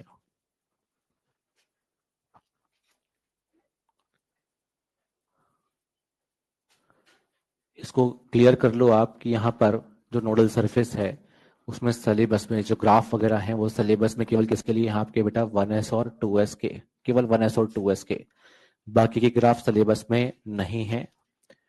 मैंने 3s का बना दिया है समझाने के लिए, बाकी तो 3s का भी ग्राफ सिलेबस में नहीं है। जो सेकंड टाइप का नोड है, मैंने लिख बाद में लेना बेटा, अभी सामने देखो सभी लोग आप। इसको इमेजिन करना पड़ेगा 3D में हमें, है ना। सेकंड टाइप के नोड का नाम क्या होता है? Nodal plane. लेकिन ये पक्का समझ में आएगा आपको। नोडल प्लेन जो होता है वो 3D होता है, फिर 2D होता है, या 2D प्लेन है ना। प्लेन तो हमेशा कैसा होता है? 2D। और प्लेन या तो XY होता है, या फिर YZ होता है, या ZX होता है। अगर इसके फॉर्मूला की हम बात करें ना बेटा, सामने देखना है, इसका फॉर्मूला होता क्या है यार? L। यानी कि इसका जो वैल्यू होता है वह शेल नंबर पर डिपेंड नहीं करता, केवल किस पर डिपेंड करता है? सब शेल पर। का मतलब ये है कि इसमें हम 1s 2s 3s अलग अलग नहीं पढ़ेंगे। यहाँ पर जो आंसर 1s का आएगा वही आंसर 2s का आएगा, वही आंसर 3s का आएगा। और 1s हो या 2s हो या 3s हो, सभी के लिए L कितना होता है? 0। का मतलब अगर मैंने एस सबशेल लिया है, क्या लिया है बेटा? एस सबशेल, या एस ऑर्बिटल अगर मैंने लिया है, एस का डब्बा लिया है, अरे एस का क्या लिया है? डब्बा।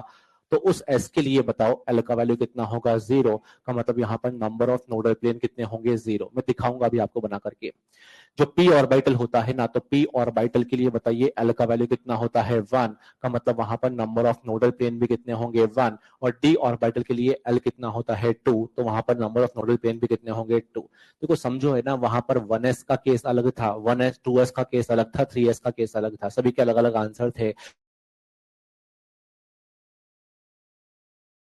2px का आएगा वही आंसर 3px का आएगा, वही आंसर 4px का आएगा। तो हम अलग अलग नहीं पढ़ेंगे उसे, हम यहाँ पर केवल तीन ही केस पढ़ेंगे। और तीन केस कौन कौन से होंगे? एस ऑर्बिटल, या पी ऑर्बिटल, या डी ऑर्बिटल। एस का डब्बा, या पी का डब्बा, या डी का डब्बा। अब वो डी का डब्बा चाहे डी एक्स वाई हो, चाहे डी वाई जेड हो, चाहे डी जेड एक्स हो, सबका आंसर क्या रहेगा? सेम रहेगा। अगर मैं एस की बात करता हूं तो अच्छा बताओ, एस का शेप कैसा होता है यार? स्फेरिकल। इसको इमेजिन कर लेना, उसको भूल जाना क्या लिखा हुआ है, इसको ध्यान से सुन लेना। एस का शेप कैसा होता है? स्फेरिकल। अच्छा स्फेरिकल, आपके हाथ में एक फुटबॉल है, क्या है भैया? फुटबॉल। फुटबॉल में इलेक्ट्रॉन कहाँ कहाँ है? अरे फुटबॉल में तो इलेक्ट्रॉन हर जगह है, फुटबॉल में तो इलेक्ट्रॉन हर जगह है। का मतलब क्या वहां पर कोई प्लेन आप बना सकते हो क्या जहां इलेक्ट्रॉन डेंसिटी जीरो हो जाए? नहीं। का मतलब यहाँ पर नंबर ऑफ नोडल प्लेन कितने बनेंगे? जीरो। पी ऑर्बिटल की बात कर रहा हूं। अच्छा पी का शेप कैसा होता है? डम्बेल। अच्छा पी का शेप डम्बेल है, का मतलब वहां पर पी एक्स भी हो सकता है और क्या भी हो सकता है? पी वाई भी हो सकता है और क्या भी हो सकता है? P Z. पी एक्स पहले बनाया मैंने, फिर यहां पर मैंने पी वाई बनाया और उसके बाद क्या बनाऊंगा भैया? P Z. इमेजिन कर लेना आप, चाहे पी एक्स हो, चाहे पी वाई हो, चाहे पी जेड हो। अरे पी का डब्बा, चाहे पी एक्स हो, चाहे पी वाई हो, चाहे पी जेड हो, चाहे 2px हो, चाहे 3px हो, चाहे 4px हो। सिमिलरली चाहे 2py हो, चाहे 3py हो, चाहे कोई भी y हो, कहने का मतलब पी डब्बे के लिए नोडल प्लेन कितने होते हैं? 1। अब समझना वो कौन से होते हैं। अच्छा बताओ इस px को देखो आप, है ना, इस px में इलेक्ट्रॉन डेंसिटी कहां पर है? अलोंग एक्स एक्सिस या फिर इन बिटवीन एक्सिस? भैया along x axis. Electron density कहां पर है यार? अलोंग एक्स एक्सिस है। लेकिन अगर मैं आपसे पूछूं तो बीच में मैंने यहां पर एक प्लेन बना दिया है, बीच में मैंने एक प्लेन काट दिया है, इस प्लेन पर इलेक्ट्रॉन डेंसिटी कितना होगा? तो आपका आंसर कितना होगा? जीरो। बेटा इसको इमेजिन करो कि जो मेरा हाथ है ना, इस हाथ को मैंने ऐसे रखा और इस हाथ के सेंटर में एक बलून कहां पर है? राइट में, और एक बलून कहां पर है? लेफ्ट में। तो बलून में तो इलेक्ट्रॉन है लेकिन इस प्लेन पर इलेक्ट्रॉन डेंसिटी कितना होगा? जीरो। आपके हिसाब से बताओ ये जो प्लेन बीच में मैंने बनाया है ना, इस प्लेन का नाम, 3 ऑप्शन दे रहा हूं मैं, इस प्लेन का नाम एक्स वाई होगा या वाई जेड होगा या फिर जेड एक्स होगा? इस प्लेन का नाम क्या होगा? अरे इस प्लेन में एक्स थोड़ी ना आ रहा है, यानी कि इस प्लेन का नाम एक्स वाई भी नहीं है और एक्स जेड भी नहीं है, इसका नाम क्या होगा? X Y. वाई जेड, इसका प्लेन का नाम क्या है बेटा? Y Z. अरे इलेक्ट्रॉन डेंसिटी एक्स में है, कहां पर है? एक्स में। तो कहां नहीं है? वाई जेड में नहीं है। कहां नहीं है? Y Z. अच्छा बताओ यहां पर भी एक प्लेन बनेगा जहां इलेक्ट्रॉन डेंसिटी जीरो हो जाएगा, ये प्लेन बनेगा जहां इलेक्ट्रॉन डेंसिटी जीरो है। अरे यार ये प्लेन इस प्रकार का है, एक बलून कहां पर है? ऊपर, एक बलून कहां पर है? नीचे। अच्छा बलून कौन सी एक्सिस में है? वाई। इलेक्ट्रॉन डेंसिटी कहां पर है? वाई में। तो कहां नहीं है? एक्स जेड में नहीं है। का मतलब यहां पर जो प्लेन बनेगा उसका नाम क्या होगा? X Z. यहां पर भी इलेक्ट्रॉन डेंसिटी जो है इस प्लेन में जीरो होगा, लेकिन इस प्लेन का नाम क्या होगा? बताओ इस प्लेन का नाम क्या होगा? X Y plane. Electron density Z में तो है लेकिन कहां पर नहीं है? एक्स वाई में नहीं। तो कोई पूछे ना अगर आपसे, सही सही जवाब देना। क्या आपके पास में 2px है या आपके पास में 3px है, फिर उसके बाद में आपके पास में फॉर एग्जांपल 4py है या 5py है? बताओ इन दोनों का आंसर सेम होगा या डिफरेंट होगा? सेम। और इसका आंसर क्या होगा? इलेक्ट्रॉन डेंसिटी एक्स में तो है, किसमें तो है? एक्स में तो है। अरे कहां नहीं है? वाई जेड में नहीं। इनका भी आंसर सेम होगा, इलेक्ट्रॉन डेंसिटी वाई में तो है, कहां नहीं है? X Z. तो हमें बनाना नहीं है एग्जाम में, डायग्राम बनाना नहीं है, बिना बनाए बना आंसर बता सकते हैं हम लोग। चलिए ये तो हमने पी ऑर्बिटल की बात की है, अब नंबर किसका आएगा भैया? डी ऑर्बिटल का। अच्छा बताओ डी के लिए एल कितना होता है? 2। तो नंबर ऑफ नोडल प्लेन भी कितने बनेंगे? 2। इमेजिन करना पड़ेगा ज्यादा इस बार। यहां पर ड्राइंग कितनी बनेगी भैया? 5। सबसे पहले कौन होता है यार? D X Y. ये डी एक्स वाई है यार, इसको देखो आप ध्यान से, ये डी एक्स वाई है। और dxy में इलेक्ट्रॉन डेंसिटी जो होता है वो कहां पर होता है और कहां नहीं होता है? बताओ इलेक्ट्रॉन डेंसिटी कहां पर है? इन बिटवीन एक्सिस है फिर ऑन एक्सिस है? In between axis. इलेक्ट्रॉन कहां है? एक्सिस के बीच में है लेकिन कहां नहीं है? एक्सिस पर नहीं है। का मतलब यहां 2 प्लेन बनेंगे। कितने प्लेन बनेंगे भैया? तो एक प्लेन तो यहां बनेगा बिल्कुल सेंटर में, एक प्लेन तो यहां बनेगा और एक प्लेन जस्ट इसके कहां बनेगा? परपेंडिकुलर बनेगा। अरे मानते हैं यार, देखिए इस बार 2 प्लेन बने। कितने बनेंगे भैया? 2। पहले आप मुझे इस वाले प्लेन का नाम बताओगे, ये जो प्लेन है ना, ये जो प्लेन है, इस प्लेन का नाम क्या होगा? ये प्लेन वाई में है या फिर नहीं है? है। क्या ये एक्स में है? क्या नहीं। अरे ये प्लेन कहां पर है? वाई जेड में है। कहां पर है? Y Z. दिखता है क्या आपको यार? ये बेटा ये जो हाथ है ना, इस जो हाथ मैंने रखा हुआ है ये वाई में है, बिल्कुल है, वाई में भी है और बोर्ड के परपेंडिकुलर भी है। का मतलब कहां पर भी है? जेड में भी है। का मतलब उस प्लेन का नाम क्या होगा? अरे उस प्लेन का नाम होगा वाई जेड। कौन सा होगा? Y Z. ये जो प्लेन है ना, ये जो प्लेन है ये एक्स में नहीं है, एक्स के अलावा कहां पर है यार? Y Z. चलो इस प्लेन के बारे में आप मुझे बताओ, ये जो प्लेन है ये एक्स में है, तो किस में है यार? एक्स में। और उसके अलावा कहां पर है? जेड में। मानते हैं क्या अब इस बात को यार? इसको रटना बहुत इजी होता है, कैसे रटना होता है समझना। इसका नाम क्या है बताओ? इस ऑर्बिटल का नाम क्या होता है? D X Y. तो इसमें एक्स और वाई को दूर लिखना है। कहां लिखना है? दूर। और दोनों में क्या चिपका देना है? जेड। दोनों में क्या चिपका देना है? जेड। दोबारा सुनो आप, अगर अगले ऑर्बिटल की मैं बात करता हूं, उसका नाम क्या होता है? D Y Z. और डी वाई जेड में इलेक्ट्रॉन डेंसिटी कहां होता है? बिटवीन एक्सिस या फिर ऑन एक्सिस? Between axis.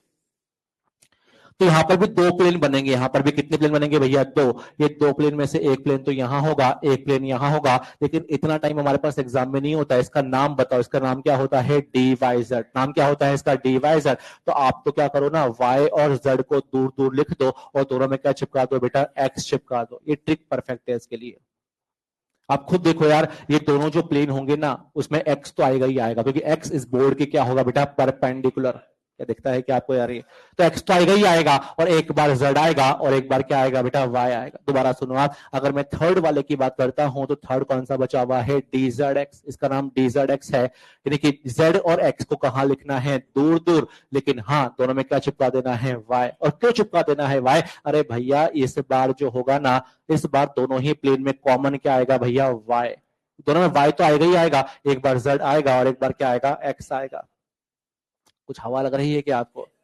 दोबारा सुनो आप, अगर थर्ड फोर्थ वाला बचा हुआ है D x square minus Y square के बारे में खुद सोचना एक बार। D x square minus Y square में इलेक्ट्रॉन डेंसिटी अलोंग एक्सिस होता है, बिटवीन एक्सिस होता है अलोंग एक्सिस।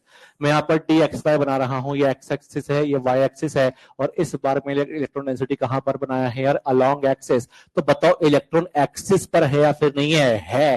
कहां नहीं है? एक्सिस के बीच में नहीं है। का मतलब इस बार भी दो प्लेन बनेंगे यार, एक प्लेन तो यहां पर बनेगा, एक प्लेन तो यहां पर बनेगा, और एक प्लेन यहां पर बनेगा। का मतलब इस बार भी कितने प्लेन बनेंगे भैया? दो।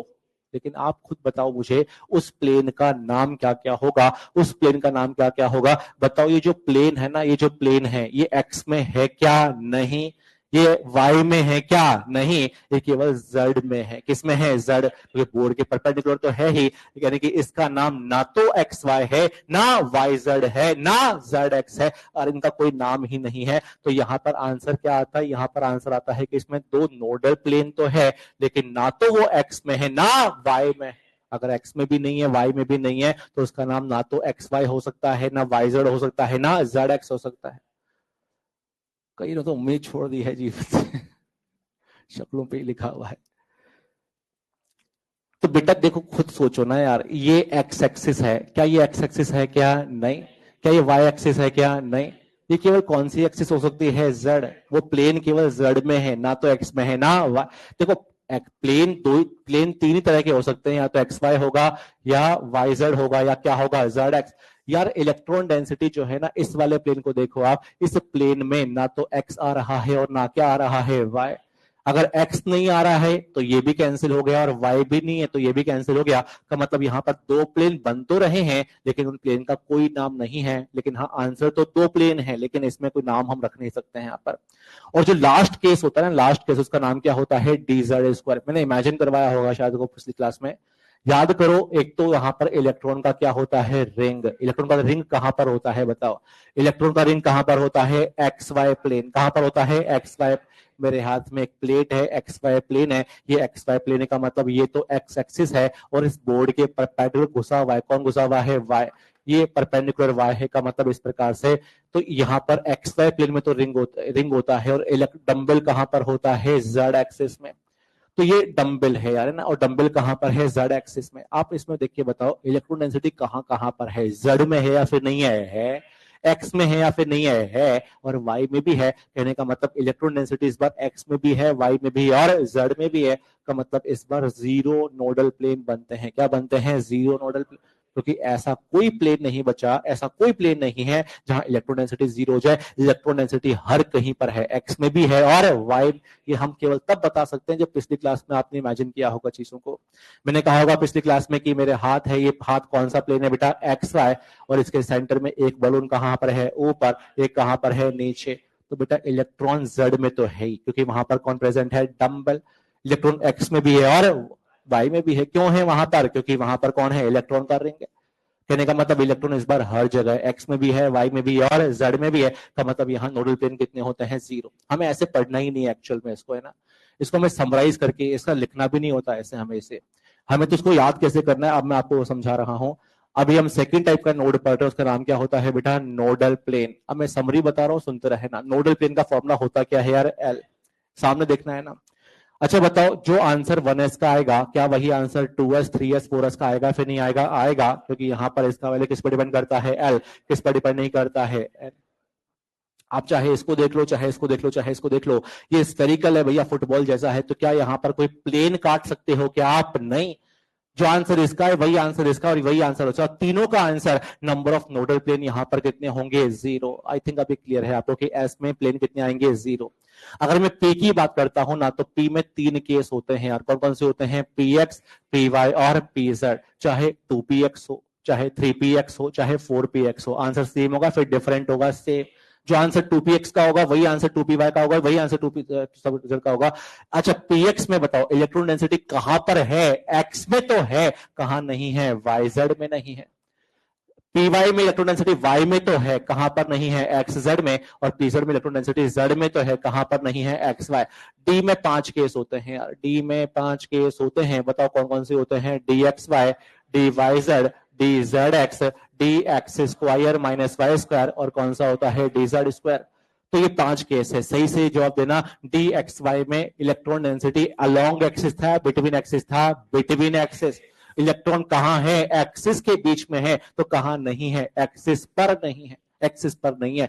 चलो यहां पर मैंने ट्रिक बताया था आपको कि एक्स और वाई को दूर लिखना है, क्या चिपका देना है? जेड।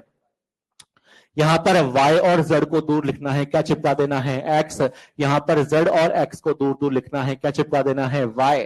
यहां पर तो 2 प्लेन बनते हैं, 2 नोडल प्लेन बनते हैं, लेकिन उनका कोई नाम नहीं हो, क्योंकि बेटा electron density is along axis. यहां पर इलेक्ट्रॉन डेंसिटी होता क्या है? Along axis. तो कहां नहीं होता है? Between axis. और बिटवीन एक्सिस का कोई नाम नहीं होता, नाम तो एक्सिस का होता है, बिटवीन एक्सिस का कोई नाम नहीं होता। तो नाम नहीं है तो सही, लेकिन नाम नहीं है। डी जेड स्क्वायर में नोडल प्लेन कितने बनते हैं? 0। इसका कारण भी मैंने आपको बताया, इलेक्ट्रॉन डेंसिटी जेड में भी है और एक्स में भी है और वाई में भी है। इसको लिखना है, ऐसे ही लिखना है, इसको शॉर्ट में लिख लो आप इसे, ये नहीं लिखना है आपको।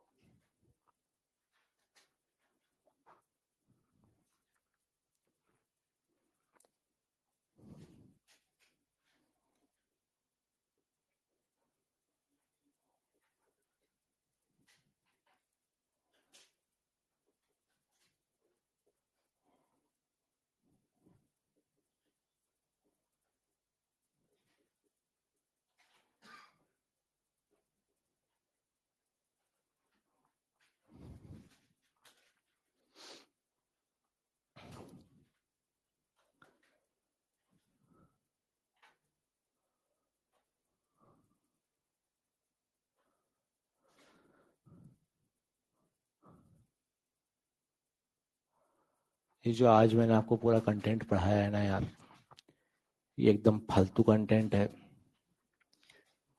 नोड वोड पर एग्जाम में बहुत रेयरली क्वेश्चन आते हैं, नीट में आते ही नहीं है। जो ग्राफ वगैरह मैंने आपको बनाए हैं, बनवाए हैं, ये सब इम्पोर्टेंट नहीं है। एक लेक्चर जबरदस्ती का एक्स्ट्रा बढ़ा दिया गया है नीट के सिलेबस में, पिछले 2 साल पहले हमें सब कुछ पढ़ाते ही नहीं थे।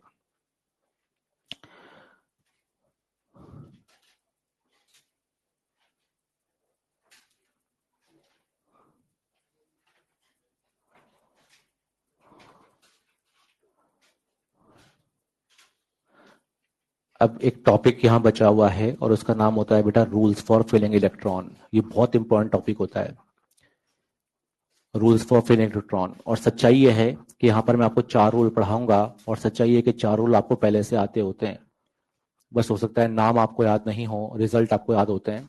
4 रूल का नाम मैं पहले बोलूंगा, अभी सीधे बैठ जाना बेटा ना, ध्यान से सुनना मेरी बातों को आप। 4 रूल होता है ना, 4 रूल होते हैं, तो 1 2 3 4, 4 रूल मैं आपको यहाँ पर 1 बाय 1 पढ़ाऊंगा। 4 में से जो पहला होता है ना बेटा, उसका नाम होता है ऑफ बॉ प्रिंसिपल। क्या होता है? ऑफ बॉ प्रिंसिपल। ये है ना, जग जाना आप, है ना। अगर आप पूरी क्लास में सो रहे थे तो चलेगा, बट ये इंपॉर्टेंट कंटेंट है। 4 रूल में से पहले का नाम क्या होता है? ऑफ बॉ। फिर सेकंड का नाम होता है N+L रूल। क्या होता है? N+L rule.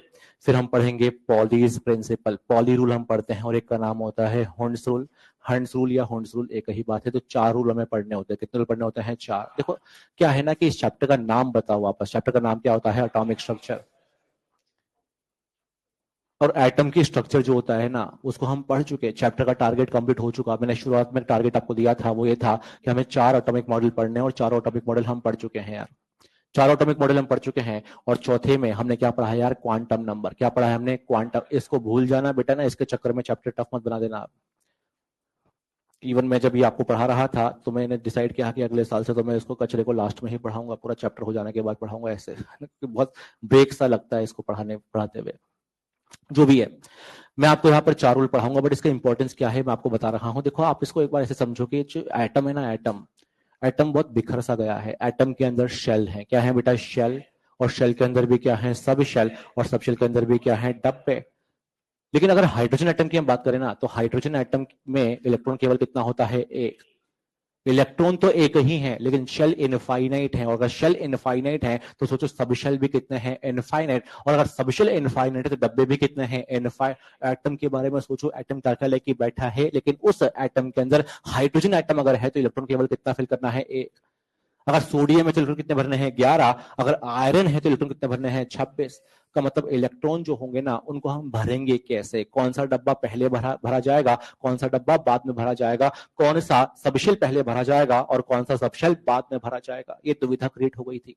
भाई एटम का स्ट्रक्चर तो तैयार हो गया, वो सही बात है, लेकिन हाँ, हाइड्रोजन एटम में इलेक्ट्रॉन केवल कितना होता है? एक। क्या उसको आप चौथे शेल में भर दोगे क्या? नहीं। उसे हम कहां भरेंगे? कौन सा डब्बा पहले भरा जाएगा, कौन सा डब्बा बाद में भरा जाएगा, कौन सा सबशेल पहले भरा जाएगा और कौन सा सबशेल बाद में भरा जाएगा। इसके लिए 4 रूल बनाए गए हैं। उनमें से इन चारों रूल में से शुरुआत के जो 2 रूल होंगे ना, वो हमें भरना सिखाएंगे। किसको भरना सिखाएंगे? सबशेल को। और लास्ट के 2 रूल हमें डब्बे को, मतलब ऑर्बिटल को भरना सिखाएंगे।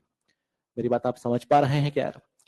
4 रूल में से शुरुआत के 2 रूल हमें किसको भरना सिखाएंगे? सबशेल को। और लास्ट के 2 रूल किसको भरना सिखाएंगे? डब्बे को। और सच्चाई ये है कि आपको ये पहले से आते हैं। फॉर एग्जांपल मुझे बताओ, जो डब्बे में इलेक्ट्रॉन आपको 2 भरने होते हैं, तो क्लॉक सेम स्पिन में, फिर ऑपोजिट स्पिन में, ऑपोजिट स्पिन में, ऐसा हमें सबसे पहले सिखाया किसने भैया? पॉली ने। तो इसको पॉली रूल बोलते हैं और कुछ भी नहीं है इसमें। ये पहले से आपको डब्बा पहले से भरना आता है। फॉर एग्जांपल मुझे बताओ, अगर पी सबशेल है तो पी सबशेल में डब्बे कितने होते हैं? 3। और मान लो इलेक्ट्रॉन 4 भरने, कितने भरने हैं? 4। तो क्या आप ऐसे भर सकते हैं क्या? गलत। आपको सिंगल सिंगल भरने होते हैं और उसके बाद पेयरिंग शुरू होता है। मतलब आप जानते हैं कि इलेक्ट्रॉन ऐसे भरे जाएंगे। ये किसने बताया भैया? हुंड ने। मैं जो कहना चाहता हूं वो ये है कि 4 रूल जो है ना, इसमें से शुरुआत के 2 रूल किसको भरना सिखाएंगे? सबशेल को। और लास्ट के 2 रूल भरना सिखाएंगे किसको? डब्बे को। अच्छा, फर्स्ट रूल का नाम क्या लिखा हुआ बताओ यहाँ पर? ऑफ बॉ। ऑफ बॉ क्या बोलता है कि पहले कौन सा सबशेल भरेगा और बाद में कौन सा। डब्बे के बारे में बात नहीं करेगा, किसके बारे में बात करेगा? सबशेल। इसने बोला कि पहले वो सबशेल भरेगा जिसका एनर्जी मिनिमम होगा। पहले वो सबशेल भरेगा जिसका एनर्जी क्या होगा? मिनिमम। यानी कि वह सबशेल जिसका एनर्जी मिनिमम होगा उसे हम पहले भरेंगे। उसके बाद हायर एनर्जी वाले सबशेल का नंबर आएगा, उसके बाद और हायर एनर्जी वाले सबशेल का नंबर आएगा। अच्छा बताओ, क्या आपको इलेक्ट्रॉनिक कॉन्फ़िगरेशन लिखना आता है क्या? हाँ, तो सबसे पहले वो सिखाया किसने था भैया? ऑफ बॉ ने। अगर हमें इलेक्ट्रॉनिक कॉन्फ़िगरेशन लिखना आता है का मतलब हमें कौन सा रूल आता है? ऑफ बॉ। अच्छा बताओ मुझे आप, अगर मैं आयरन का कॉन्फ़िगरेशन लिखता हूं, एटॉमिक नंबर कितना होता है? 26। साथ में बताना कॉन्फ़िगरेशन क्या होगा इसका? 1s2 2s2 2p6 3s2 3p6 4s2 और क्या आएगा? 3d6। ये कॉन्फ़िगरेशन है किसका? कॉन्फ़िगरेशन है आयरन का। जब हमने 26 इलेक्ट्रॉन भरे, कितने इलेक्ट्रॉन भरे भैया? 26। तो सबसे पहले इलेक्ट्रॉन कहां पर भरा गया? 1s, उसके बाद 2s, फिर 2p, फिर 3s 3p, फिर 4s 3d। मतलब इस सीक्वेंस में हमने इलेक्ट्रॉन भरे हैं। और ये ऐसा कौन कहने वाला था सबसे पहले? ऑफ बॉ। उसने बोला कि सबसे कम एनर्जी किसका होता है? 1s का। उससे ज्यादा एनर्जी किसका होता है? 2s। उससे ज्यादा 2p। यानी कि ये एनर्जी का सीक्वेंस ही है। अरे किसका सीक्वेंस है ये? एनर्जी का। ये एनर्जी का सीक्वेंस है। कहने का मतलब ऑफ बॉ बोलता है कि पहले वो सबशेल भरा जाएगा जिसका एनर्जी क्या होगा? मिनिमम। उसके बाद हायर एनर्जी वाले सबशेल का नंबर आएगा। का मतलब कॉन्फ़िगरेशन हमें लिखना आता है ना, तो हमें सीक्वेंस ऑफ एनर्जी भी पता है यार। सीक्वेंस ऑफ एनर्जी भी पता है हमें। इवन आपको ये भी पता होगा कि इस कॉन्फ़िगरेशन को जो है हम लोग इनर्ट गैस के टर्म्स में भी लिख सकते हैं। और जब इनर्ट गैस के टर्म्स में लिखेंगे तो इस आयरन से पहले आने वाली इनर्ट गैस कौन सी होती है? आयरन। आर्गन। और आर्गन का एटॉमिक नंबर कितना होता है? 18। मतलब आर्गन जो होता है उस इस कॉन्फ़िगरेशन की जगह मैं क्या लिख पाऊंगा, आर्गन, और उसके बाद में क्या आ जाएगा भैया 4s2 और क्या आ जाएगा 3d6, यानी कि इधर two ways to write electronic configuration, दो तरह से हम कॉन्फ़िगरेशन को लिखना जानते हैं। लेकिन सच्चाई ये है कि कॉन्फ़िगरेशन लिखने का एक तरीका और होता है यार, कॉन्फ़िगरेशन लिखने का एक थर्ड मेथड और होता है, और वो मेथड होता है in terms of shell. In terms of shell कैसे लिखना है समझना, ये फर्स्ट शेल है, कौन सा शेल है बेटा, फर्स्ट शेल, ये सेकंड शेल है, जबकि इनको अगर आप मिला दोगे तो क्या बन जाएगा, थर्ड शेल, और उसके अलावा कौन सा शेल बच गया है, फोर्थ शेल। अच्छा देख के बताना, फर्स्ट शेल को हम क्या लिखते हैं, के, सेकंड शेल एल होता है, थर्ड शेल एम, और चौथा शेल क्या होता है, एन। काउंट करके बताओ फर्स्ट शेल में इलेक्ट्रॉन कितने हैं, यहाँ पर 2, यानी कि यहाँ पर लिखूंगा मैं 2k, क्या लिखूंगा बेटा, 2k। सेकंड शेल में इलेक्ट्रॉन कितने हैं, 2 + 6 का मतलब कितने होंगे, 8, और थर्ड शेल में 2 + 6 का मतलब कितना हो जाएगा, 14। अरे यार थर्ड शेल का मतलब ये भी है, ये भी है और ये भी है, का मतलब कितना इलेक्ट्रॉन होगा भैया, 14। और चौथे शेल में इलेक्ट्रॉन कितने होंगे, 2, यानी कि there are 3 ways to write electronic configuration, there are 3 ways to write electronic configuration. और ये हमें लिखना आता है, कोई बड़ी बात नहीं है। अगर मैं आपसे बोलता हूं चलो बताओ फास्फोरस है यार, बताओ फास्फोरस का एटॉमिक नंबर कितना होता है, 15, और क्या इसका कॉन्फ़िगरेशन लिख सकते हैं क्या, हाँ, क्या आएगा भैया, 1s2 2s2 2p6 3s2 और 3p3, का मतलब इस प्रकार से हम लिख सकते हैं। इन टर्म्स ऑफ इनर्ट गैस लिखोगे तो फास्फोरस से पहले कौन सा इनर्ट गैस आता है, नियॉन। अरे क्या आता है भैया, नियॉन, एटॉमिक नंबर कितना होता है, 10। उसके बाद में क्या आ जाएगा, 3s2 और 3p3, और इन टर्म्स ऑफ के एल एम एन ओ की टर्म्स में भी हम लिख सकते हैं। बताओ फर्स्ट शेल में इलेक्ट्रॉन कितने हैं, यहाँ पर 2, ये सेकंड शेल है और ये थर्ड शेल है। फर्स्ट शेल में 2 इलेक्ट्रॉन, सेकंड शेल में 8 इलेक्ट्रॉन, और थर्ड शेल में कितने इलेक्ट्रॉन है भैया, 5। तो ये हमें पहले से लिखना आता है। अगर हमें कॉन्फ़िगरेशन लिखना आता है का मतलब हमें कौन सा रूल आता है यार, ऑफ बॉर रूल, हमें आता है ये। बस सेंटेंस रट लेना बेटा। सेंटेंस क्या है कि ये जो रूल है ये क्या बोलता है, ये रूल ऐसा बोलता है कि वो सब शेल पहले भरा जाएगा जिसका एनर्जी क्या होगा, मिनिमम।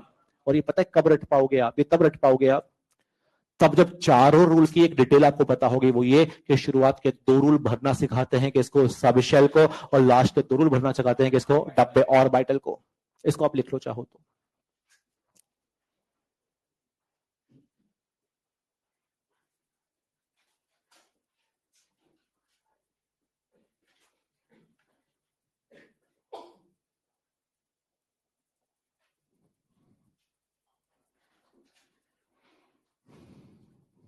अच्छा आपको पता है कि अल्टीमेट शेल क्या होता है, पेनल्टीमेट शेल क्या होता है? अच्छा बताओ, इसको देख लो सामने आप, एक छोटा सा पॉइंट रह गया है, वैसे तो आपको पहले से पता होता है, देख लो सामने आप। बताओ आयरन का कॉन्फ़िगरेशन देख के मुझे बताओ, आयरन का वैलेंस शेल कौन सा है? गलत मत बोलना यार, फोरस फोरस मत बोलो यार। आयरन का valence shell, shell shell, iron का वैलेंस शेल कौन सा है, चौथा। आयरन का वैलेंस शेल कौन सा है, चौथा। आयरन का वैलेंस शेल कौन सा है, फोर्थ शेल। पता है ना आपको यार? तो 3 नाम होते हैं, वैलेंस शेल बोल दो, या अल्टीमेट शेल बोल दो, या आउटर मोस्ट शेल बोल दो, एक ही बात होता है। बेटा पहली बार सुना है क्या आपने? आयरन का वैलेंस शेल कौन सा होता है बेटा, चौथा। चौथा शेल है वैलेंस शेल, कौन सा है इसमें, चौथा। अच्छा बताओ, इस जो थर्ड शेल है ना, इसका नाम क्या होता है, पेनल्टीमेट शेल। क्या बोलते हैं, पेनल्टीमेट शेल। और इससे भी पहले वाले को हम क्या बोलते हैं, प्री पेनल्टीमेट। क्या बोलते हैं, प्री पेनल्टीमेट। पता है क्या आपको यार ये? अच्छा, एक शब्द और होता है, उसका नाम होता है बेटा कर्नल। क्या होता है, कर्नल। और कर्नल का मतलब होता है कि वैलेंस शेल को उड़ा दो। किसको उड़ा दो बेटा, वैलेंस शेल। अगर वैलेंस शेल को उड़ा दोगे ना तो बचे हुए पार्ट को हम क्या बोलते हैं, कर्नल। अच्छा बताओ वैलेंस शेल कौन सा है, वापस सही से जवाब देना। आयरन का वैलेंस शेल कौन सा है, चौथा। हटा दोगे तो बचा हुआ पार्ट को आप क्या बोलोगे, कर्नल। फास्फोरस, फास्फोरस का वैलेंस शेल फर्स्ट है, सेकंड है, थर्ड या फोर्थ है, थर्ड। ये है बेटा ना, ऐसा मत बोल देना 3p, नहीं ये तो सब शेल होता है, इसका वैलेंस शेल थर्ड है। अगर आप इसको हटा दोगे तो बचे हुए पार्ट को क्या बोलने वाले हो आप, कर्नल। ये कर्नल है इसका, उसको लिख लोगे तो उसमें सब आ जाएगा।